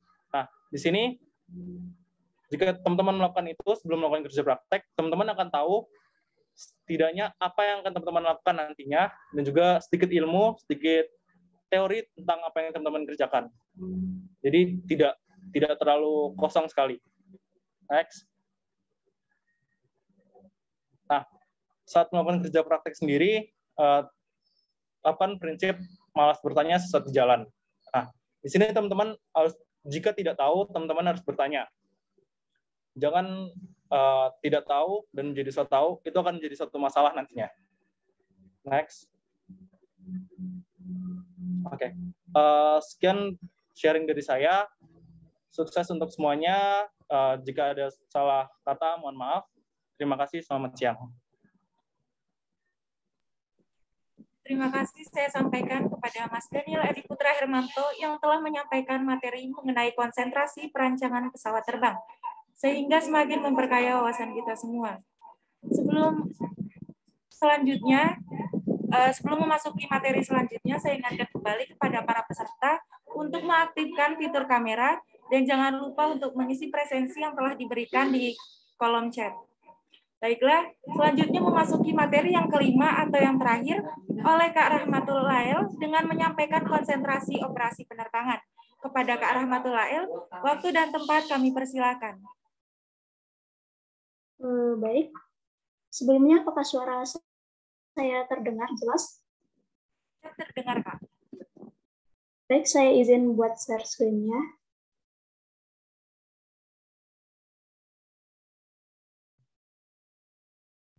Oke, sebelumnya Assalamualaikum warahmatullahi wabarakatuh. Selamat sore dan salam sejahtera untuk kita semua. Sebelumnya saya ucapkan terima kasih kepada MC dan moderator serta panitia yang bertugas yang telah mempersiapkan acara ini. Selanjutnya yang terhormat Ibu Sri Mulyani STMeng selaku Kaprodi Teknik Dirgantara, yang terhormat Bapak Bangga Dirgantara STMT, dan juga teman-teman Angkatan 19 yang akan melaksanakan kerja praktek nantinya. Sebelumnya izinkan saya untuk memperkenalkan diri terlebih dahulu. Saya Rahmatul Lael, Angkatan 2018 dari Perwakilan Operasional Penerbangan. Nah, pada kesempatan kali ini saya akan berbagi sedikit pengalaman saya terkait pelaksanaan kerja praktek yang telah saya lakukan di PLLU Lanut Adi Sucipto. Oke, sebelumnya kita lanjut ya teman-teman. Mungkin teman-teman sekarang sudah punya gambaran sedikit banyaknya ya untuk ingin KP di mana nantinya gitu. Apalagi tadi sudah ada paparan dari Pak Bangga ngasih tahu tempat-tempat KP yang bisa diakses gitu. Nah, izin Pak Bangga tadi selain dari tempat ada Angkasa Pura 1, 2, Airnav dan Airline juga kita bisa akses untuk KP di TNI AU, yaitu di bagian bidang operasionalnya. Nah, di sini di TNI AU Lanut Adi Sucipto ada 3 unit dari dinas operasional yang bisa teman-teman tempati untuk kerja praktek. Yang pertama itu ada PLLU, Pemandu Lalu Lintas Udara. Nah, di sini ada 2 bagian subunitnya lagi, ada Adi Tower sama Briefing Office. Untuk di Adi Tower ini, teman-teman, ini istilahnya bisa juga kayak ATC gitu, yang mengatur, mengawasi lalu lintasnya penerbangan. Nah, gitu juga ada di Briefing Office, ini mengatur semua administrasi penerbangan gitu. Lanjut, yang kedua ada di DAAU, Dinas Angkutan Angkatan Udara. Ini yang melayani keluar masuknya barang, kargo, dan juga penumpang. Lanjut, yang ketiga ada di Meteo. Meteo ini tempat unit yang memberikan informasi terkait keadaan cuaca setiap harinya yang digunakan dalam penerbangan. Nah, kebetulan saya kemarin ditempatkan di PLLU Lanut Adi Sucipto, dan kita lanjut ke berkas yang harus dipersiapkan. Yang pertama itu ada berkas-berkas untuk kelengkapan administrasi kampus. Ini berkas-berkas ini yang sudah disampaikan oleh Bu Sri Mulyani tadi, banyak tuh paparan yang udah disampaikan sama beliau. Nah, lanjut ke administrasi instansi. Nah, administrasi instansi ini teman-teman bisa menyiapkan berkasnya apabila teman-teman sudah dinyatakan diterima, bisa melaksanakan kerja praktek di instansi tersebut gitu. Nah, kebetulan kemarin saya ada beberapa yang perlu saya persiapkan. Yang pertama itu adalah pasring. Pasring ini contohnya seperti gambar di samping. Nah, ini berupa identitas kita biar bisa akses keluar masuk ke TNI AU. Karena kan tidak semua orang ya yang bisa masuk ke TNI AU. Biasanya kalau misalnya orang umum masuk ke TNI AU itu dikasih kayak kartu tamu gitu. Nah, kita karena melaksanakan kerja praktek di sana, kita diberikan pasring gitu sebagai identitas kita biar bisa masuk, biar tidak di stop gitu loh di setiap posnya gitu. Lanjut ada security clearance. Ini sebagai surat izin kalau menyatakan teman-teman itu kerja praktek di sana. Terus kemarin karena saya KP pada masa masih COVID ya, nah saya disuruh siapkan untuk file rapid antigen. Disuruh untuk rapid antigen ini dilaksanakan di bagian kesehatan TNI AU-nya. Itu berada di samping Museum Dirgantara. Nah, ini ada sedikit dokumentasi terkait kegiatan apa saja yang saya ikuti selama kerja praktek di TNI AU. Nah, yang pertama itu ini di bagian Aditower. Aditower tadi sudah saya sampaikan, di sana melakukan pengawasan lalu lintas semua pesawat yang terbang di sekitaran bandara maupun yang ikut take off dan landing di sana. Untuk di Aditower ini atau ATC ini mengatur semua pesawat yang ada di sana, termasuk pesawat sipil, pesawat TNI maupun pesawat charter. Ini Aditower ini bekerja sama dengan pihak Airnav dalam pengaturan lalu lintasnya. Nah, sedangkan ini kenapa malam? Ini dokumentasi malamnya pada saat penerbangan thermal, terbang malam, latihan untuk pesawat TNI, yaitu pesawat Cessna sama KT-WOMBI. Nah, selanjutnya untuk kegiatan di briefing office, buat kegiatan di briefing office ini sebenarnya banyak sekali kegiatannya. Ini ada beberapa kegiatan yang bisa saya sampaikan saja. Yang pertama ini pencatatan jadwal penerbangan. Nah, mencatat jadwal penerbangan ini dilakukan setiap hari di pagi hari sebelum dimulainya penerbangan gitu. Nah, dari sini setiap orang yang datang ke sana pasti tahu, oh hari ini ada penerbangan ini gitu. Ini jadwal penerbangan ini tidak dicatat untuk penerbangan latih yang setiap hari ada seperti pesawat Cessna sama KT-WOMBI tadi. Selanjutnya juga ada membantu dalam pemarkiran pesawat. Ini kita tidak bisa langsung ikut terjun ya dalam membantu pemarkiran ini. Kita hanya bisa melihat dari jauh, mengawasi karena ini emang ada aturannya dari mereka. Nah, lanjut juga dilakukan inspeksi airside. Nah, ini inspeksi airside ini dilakukan dua kali sehari, yaitu di pagi dan di sore hari setelah dilakukannya operasional penerbangan. Di pagi hari itu, kalau teman-teman ingin ikut dalam inspeksi ini, teman-teman harus datang pagi banget gitu. Jam 5 itu mobil buat inspeksi udah terjun langsung ke runway. Gitu. Di sini inspeksi ini dilakukan untuk melihat, untuk mengecek kalau semua area pergerakan itu aman gitu dan bisa dilakukan pergerakan pesawat di sana. Nah, lanjut ini ada beberapa dokumentasi. Ini yang sebelah kiri ini melakukan dokumentasi di area ujung runway di 09 ini pada saat kita setelah melaksanakan inspeksi di sore hari. Yang tengah ini pada saat kita ikut dalam menyaksikan kegiatan terbang malam. Dan yang di sebelah kanan ini pada saat adanya kunjungan Presiden ke Jogja untuk kegiatan luar. Nah, ini juga ada beberapa dokumentasi yang sebelah kiri atas ini bersama pimpinan-pimpinan yang ada di sana. Ini di ruangan briefing office, yang atas kanan ini juga di ruangan briefing office bersama dengan petugas yang ada pada saat itu, dan yang bawah ini di ruangan ATC, Aditower atas, itu bersama petugas yang piket pada hari itu. Nah, ada beberapa tips untuk teman-teman bisa lancar kerja prakteknya. Tadi juga dari Saudara If dan juga Saudara Daniel udah memberikan beberapa tips juga. Nah, saya sedikit melengkapi. Yang perlu teman-teman pelajari, yang perlu teman-teman tahu, yang pertama itu teman-teman harus mempelajari materi. Mempelajari materi ini teman-teman biasanya di minggu pertama pada saat pelaksanaan kerja praktek itu teman-teman di rolling tempatnya. Jadi teman-teman kan ada 2 unit auditor sama unit briefing office. Nah, dari orang sana bakal ngasih tahu, bakal jelasin unit ini tugasnya ini aja loh gitu. Terus pokoknya tahap perkenalan lah gitu. Nah, karena itu kan teman-teman setelah tahap perkenalan 1 minggu itu, teman-teman pasti sudah punya gambaran, sedikit gambaran gitu tentang materi yang udah disampaikan, tentang tugas-tugas yang dikasih tahu gitu. Nah, dari itu teman-teman buka lagi tuh materi-materi pada saat kuliah. Karena materi kuliah ini bersangkutan banget dengan materi yang ada di selama kerja praktek gitu. Nah, dengan itu teman-teman baca lagi materinya, teman-teman catat tuh poin-poin mana yang mau teman-teman dalami gitu. Terus nantinya pada saat KP teman-teman bertanya kepada pihak yang ada di tempat pelaksanaan KP gitu. Nah, kalau untuk bertanya, teman-teman juga tahu tempat juga gitu. Jangan sampai teman-teman bertanya pada saat mereka petugasnya lagi sibuk gitu.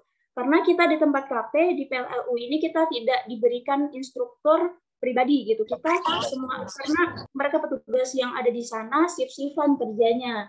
Kadang kita bisa bertemu sama mereka di shift pagi, kadang di shift siang kayak gitu. Jadi nggak pasti orangnya setiap hari. Jadi teman-teman pandai-pandai aja mengalokasikan waktu untuk bertanya ke mereka gitu. Yang ketiga, teman-teman manfaatkan waktu. Manfaatkan waktu di sini juga waktu KP 2 bulan ini bukan waktu yang panjang, itu bisa dibilang waktu yang singkat. Apalagi saya kemarin KP-nya masuk Senin sampai Jumat. Nah, Senin sampai Jumat itu tidak full dari pagi sampai sore seperti Mas If tadi. Tapi saya itu pakai shift-shiftan juga, masuk jam 6 pagi sampai jam 11 siang, itu buat shift paginya. Terus shift siang dari jam 12 sampai jam 5. Itu waktunya sangat terbatas dan juga nanti dibatasi juga dengan waktu istirahat. Jadi teman-teman harus manfaatkan waktu yang sedikit itu untuk bertanya, untuk memperoleh ilmu yang banyak gitu.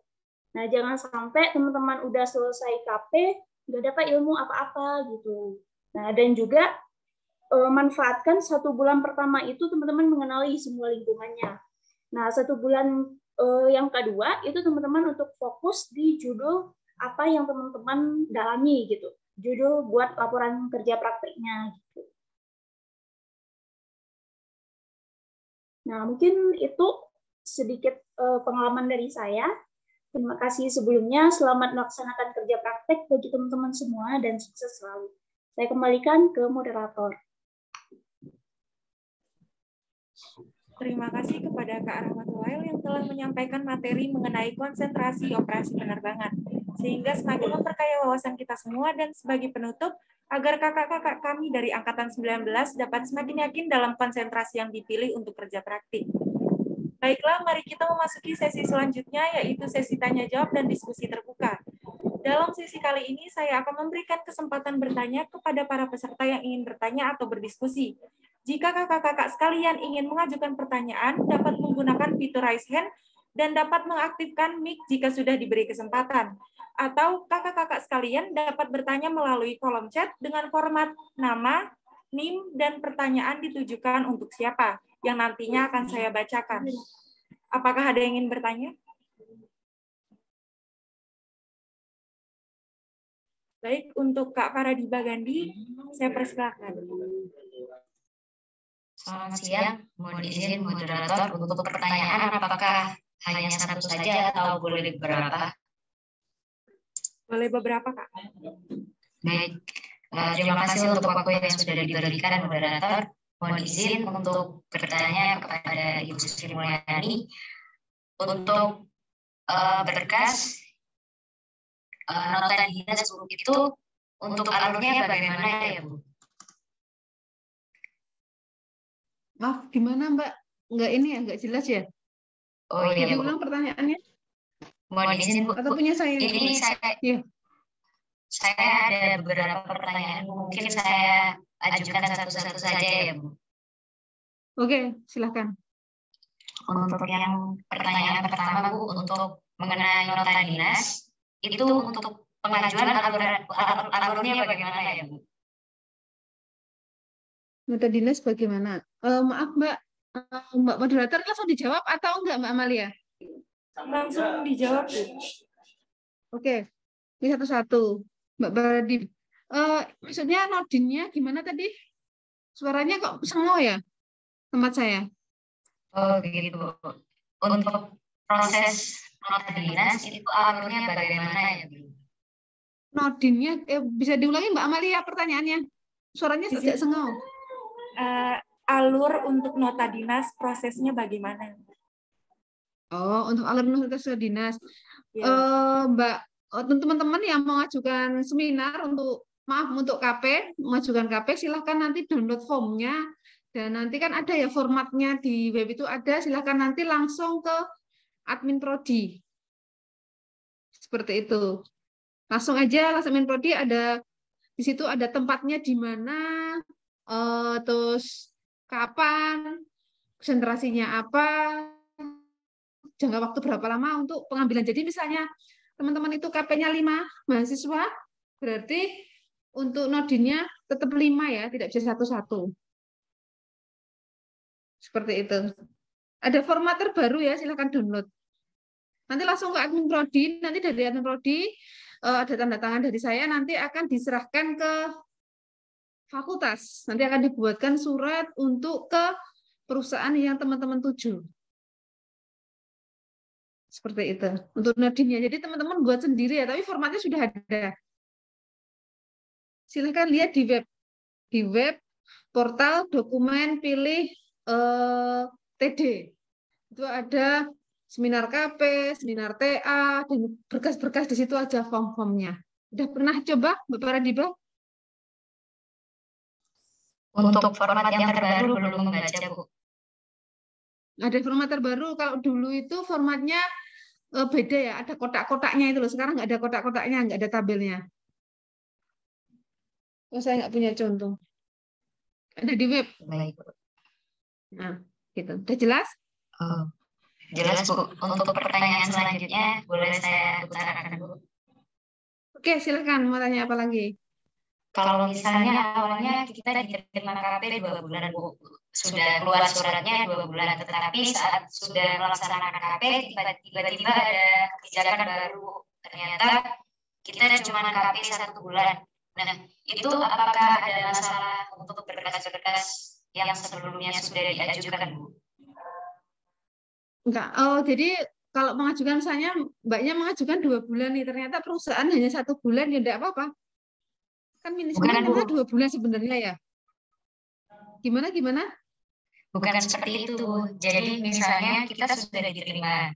Nah, di 2 surat bulan. laporan ya 2 bulan. Lalu saat kita sudah melaksanakan kerja praktik, tiba-tiba dari perusahaan ada kebijakan baru bahwa kita cuma boleh kerja praktik selama 1 bulan. Itu apakah ada kendala atau apa nanti untuk mengatur berkas di kampusnya, Bu? Soalnya awalnya kan 2 bulan, ternyata 1 bulan begitu. Oh, kalau itu kebijaksanaan dari perusahaan nggak masalah. Yang penting nanti kalau Mbaknya atau teman-teman sudah selesai KP, minta surat selesai KP, sertifikat, kayak sertifikat sama nilainya. Itu aja.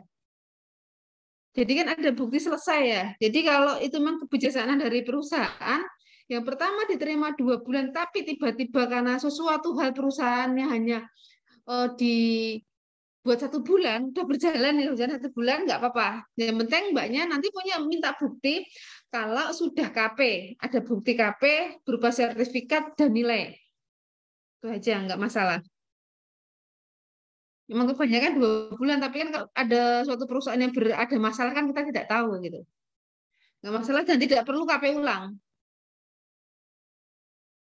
Gitu. Sudah jelas Mbak Paradiba? Sudah, Bu. Terima kasih untuk jawabannya. Sudah. Ada lagi? Apakah Kak Paradiba Gandhi sudah selesai mengajukan pertanyaan? Sudah, terima kasih. Saya kembalikan ke moderator. Baik, terima kasih atas. Terima kasih, Mbak. Baik, terima kasih atas pertanyaannya Kak Paradiba Gandhi dan atas jawabannya Ibu Sri Mulyani. Apakah ada yang ingin bertanya lagi?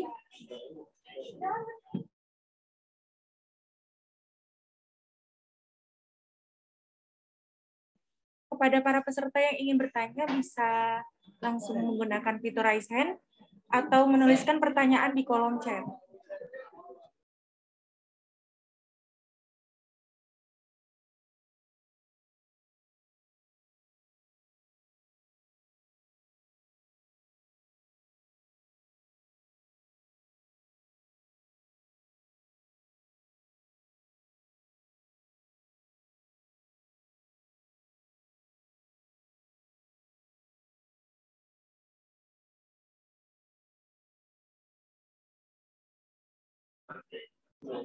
Kepada para peserta yang ingin bertanya, masih ditunggu pertanyaannya, dan kembali diingatkan agar untuk mengisi presensi yang sudah diberikan di kolom chat. Kepada para peserta yang ingin bertanya, silakan.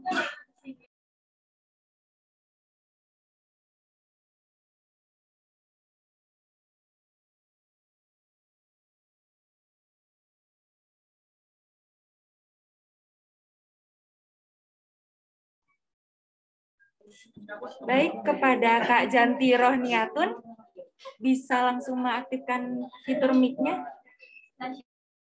Ya, terima kasih. Selamat siang, Bu. Izin bertanya, Bu Sri.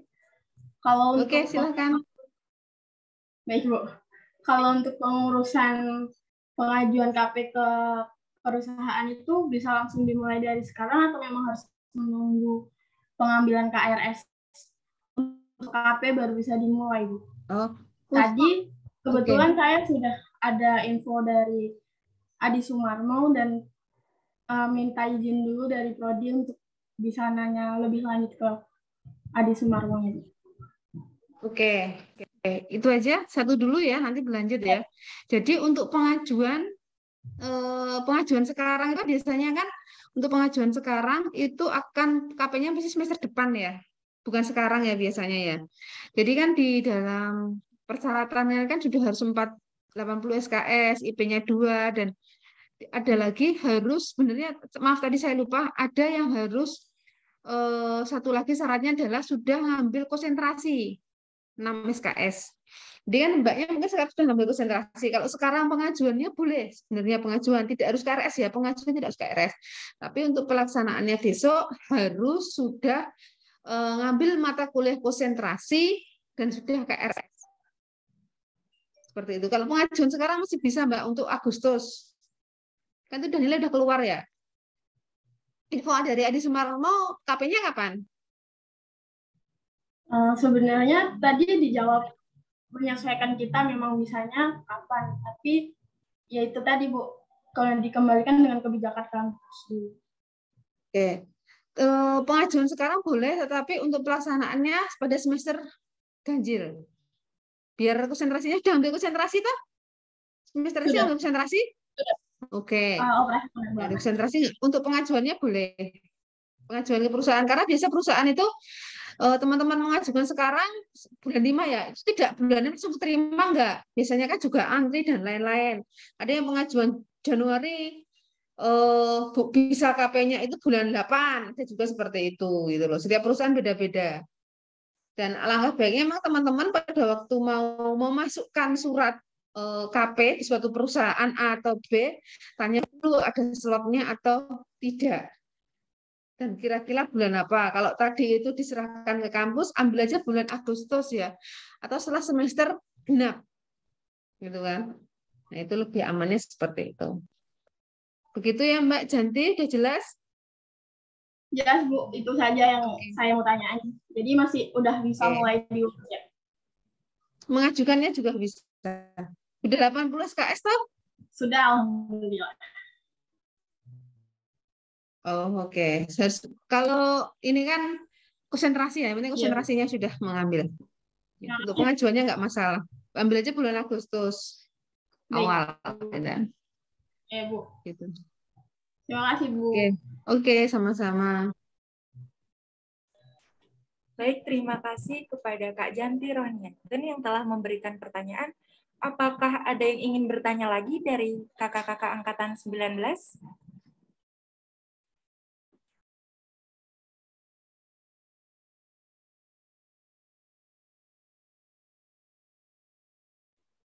Mungkin ada yang ingin bertanya mengenai tempat-tempat atau konsentrasi yang ingin dipilih.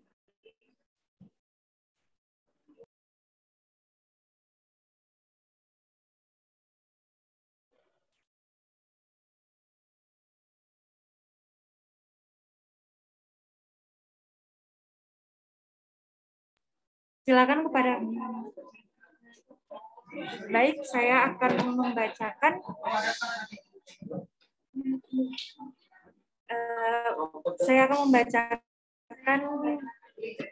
chat dari Kak Faradi Bagandi di kolom chat. Jika berkenan, apakah judul KP dari kakak-kakak yang telah memaparkan materi bisa dikirimkan? Mungkin dari kakak-kakak bisa dijawab yang angkatan 18-nya.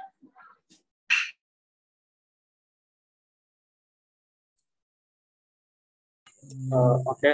Kalau saya sendiri judulnya analisa karakteristik aerodinamika dari airfoil dengan variasi flat.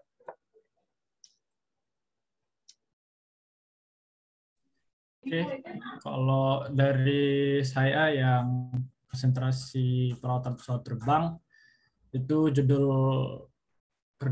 laporan kerja praktisi kemarin, inspeksi kegagalan ignition system pada engine CFM 56-3B Boeing 737-300 PKYGV 3NG Airlines di Hanggar HAL-I PT Mulia Sejahtera Teknologi Bandung. Jadi lebih fokus ke bagian engine, khususnya di ignition system. Kurang lebih seperti itu. Terima kasih. Baik, saya lanjut untuk judul laporan kerja praktek saya sendiri itu dan konsentrasi operasional penerbangan, proses penanganan inspeksi, pengamanan area PLLU dan airside sebagai pencegahan potensi bahaya di Lanut Adi Sucipto. Sekian, terima kasih. Baik, terima kasih Kak Gandhi atas pertanyaannya dan kakak-kakak dari angkatan 18 yang telah menjawab pertanyaan judul KP yang diambil. Baiklah, mungkin saya sudah di sesi tanya jawab dan diskusi. Moderator? Ya, baik Pak. Saya boleh menambahkan sedikit? Ya, boleh Pak. Oke, ya terkait dengan tadi apa tempat kerja praktek ya. Tadi kalau yang terkait yang saya berikan di perawatan ya, tadi kan pastinya ada butuh nomor telepon dan juga alamat dari tempat tersebut kan banyak banget kan yang Anda kenalkan pastinya hanya Garuda, ANI, kemudian PAT, MMF gitu kan. Tadi kan juga ada beberapa tempat kerja yang tidak familiar kan, yang di Anda gitu kan. Nah itu bisa Anda cek ya. Ini saya share screen ya.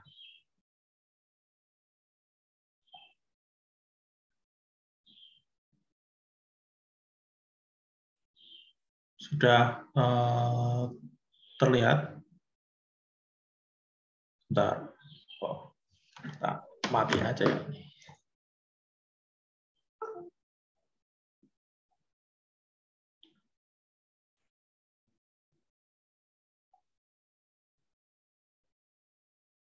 Ya, jadi yang tadi saya berikan di tempat KP untuk yang perawatan, ya, untuk mengetahui kemampuan dari perusahaan tadi, kemudian nomor telepon dan juga alamat, ya, itu bisa Anda masuk ke sini, ke YAMSA, ya, di mana di sini itu asosiasi untuk perusahaan yang bergerak di bidang perawatan, ya, di mana di sini di YAMSA ini ada Anda bisa masuk ke dalam member of YAMSA-nya. Ya, di sini ada websitenya, kemudian ada alamatnya dan nomor teleponnya, atau mungkin Anda bisa masuk ke dalam list capability dan juga capacity. Ya, di mana di sini kalau Anda klik nanti ini saya download contoh satu untuk ANI, itu dia keluar seperti ini ya. Jadi capability yang bisa dia lakukan itu apa aja. Ya, kemudian yang paling penting adalah di sini ada nomor telepon yang bisa Anda hubungi, gitu ya. Jadi yang tadi itu yang disampaikan oleh Iftikar ya terkait dengan tadi, hubungi dulu paling enggak apakah dari perusahaan tersebut itu mau ya saat ini ya mau sudah bisa menerima untuk KP, Anda bisa menghubungi perusahaannya. Jadi Anda bisa cari melalui website ini, gitu ya. Oke ya, sekali lagi ya Anda bisa cari di tadi ya di IAMSA ya, IAMSA iamsa.org.id. Anda bisa cek di situ. Ya, mungkin itu saja moderator yang saya tambahkan. Baik, terima kasih kepada Bapak Bangga. Terima kasih atas antusiasnya kepada para peserta yang sudah mengajukan pertanyaan, dan semoga jawabannya bisa dijadikan acuan kerja praktik dari ketiga konsentrasi yang ada di Prodi Teknik Dirgantara dan dapat sukses dalam melaksanakan kerja praktik. Hadirin yang saya hormati, demikianlah pemaparan materi yang telah dibawakan oleh kelima pembicara hebat pada hari ini.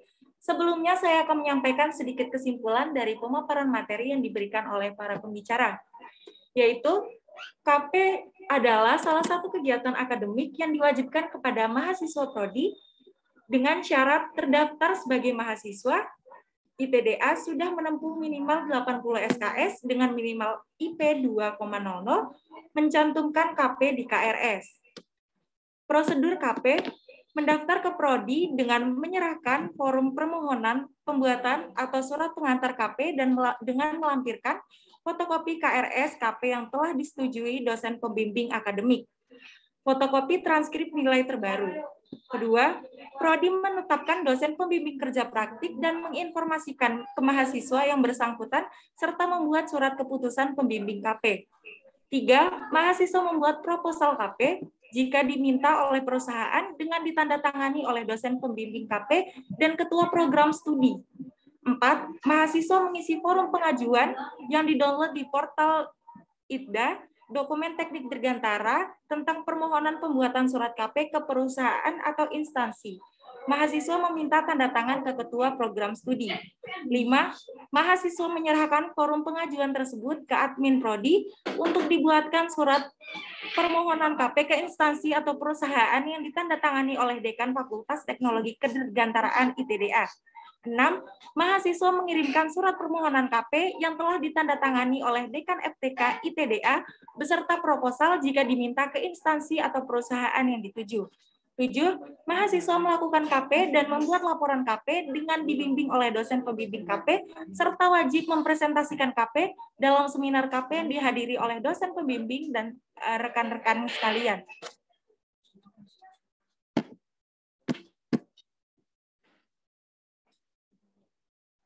Lalu dari konsentrasi perawatan pesawat terbang yang harus dipersiapkan, berkas yang diperlukan untuk kerja praktik, siapkan mental dan fisik, jaga sikap dan attitude, inisiatif dan tetap patuhi aturan, tentukan permasalahan yang dijadikan untuk KP, lalu kerjasama dan tambah relasi. Lalu dari perancangan, alur perjalanan kerja praktik adalah pengenalan, divisi kerja, kerja praktek, dan pemaparan. Persiapan konsentrasi perancangan yang dilakukan 3C, cari tahu perusahaan atau lembaga, cari tahu bidang kerja, dan cari ilmu. Lalu dari konsentrasi operasional penerbangan, ada dinas operasional, dan berkas apa saja yang diperlukan, yaitu administrasi kampus, administrasi instansi,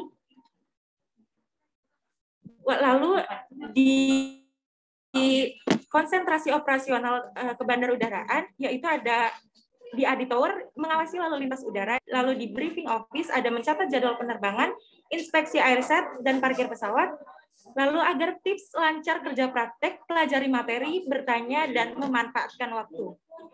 Hadirin sekalian, demikianlah acara sosialisasi pembekalan kerja praktik Angkatan 2019 kali ini yang membahas tata cara pelaksanaan kerja praktik, tempat-tempat kerja praktik, serta berbagai macam konsentrasi yang ada di Prodi Teknik Dirgantara, yang semoga bermanfaat bagi kakak-kakak sekalian dan semoga dapat membantu dalam melaksanakan kerja praktik.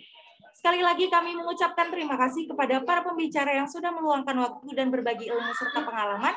Semoga ilmu yang dibagikan dapat bermanfaat untuk kita semua.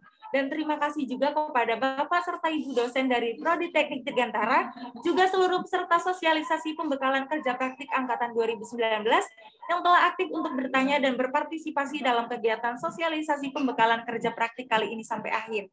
Akhir kata, karena sesi yang saya jalankan telah selesai, apabila dalam menjalankan tugas terdapat kesalahan kata yang kurang berkenan di hati hadirin sekalian, saya mohon maaf yang setulus-tulusnya.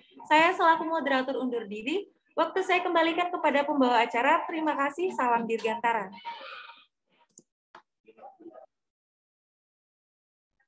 Terima kasih kepada Saudari Amalia yang telah memandu acara ini. Acara selanjutnya adalah sesi foto bersama. Diharapkan kepada seluruh peserta agar mengaktifkan kamera untuk sesi foto bersama. Sesi foto bersama akan dipandu oleh Divisi PDD. Kepada perwakilan Divisi PDD kami persilahkan.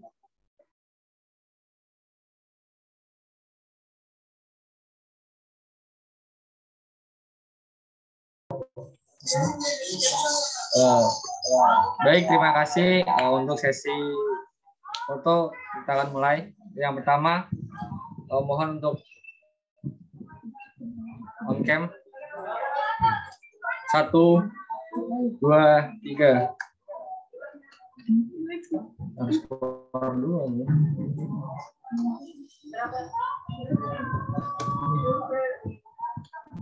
Oke, untuk slide yang kedua. 1, 2, 3.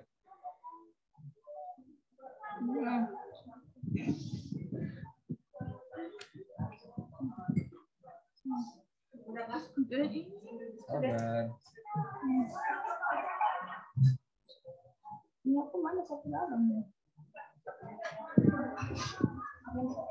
Untuk yang slide terakhir. 1, 2, 3. Terima kasih atas atensinya. Kapan ya?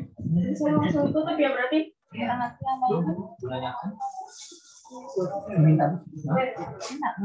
Udah kan apa itu? Akhirnya kita sampai di penghujung acara. Jika dalam penyampaian terdapat kesalahan baik dalam sikap maupun bertutur kata, maka saya mohon maaf sebesar-besarnya. Saya Rizky Tiara selaku MC mohon undur diri. Wabillahi taufik wal hidayah. Wassalamualaikum warahmatullahi wabarakatuh. Selamat sore. Waalaikumsalam.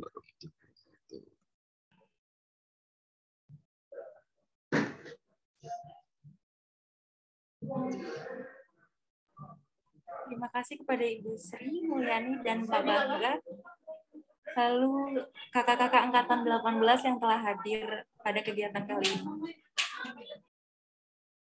Ya, terima kasih Daniel, terima kasih Etika, terima kasih Rahmatul. Terima kasih semuanya. Terima kasih Pak Bangga. Terima kasih. Terima kasih Pak.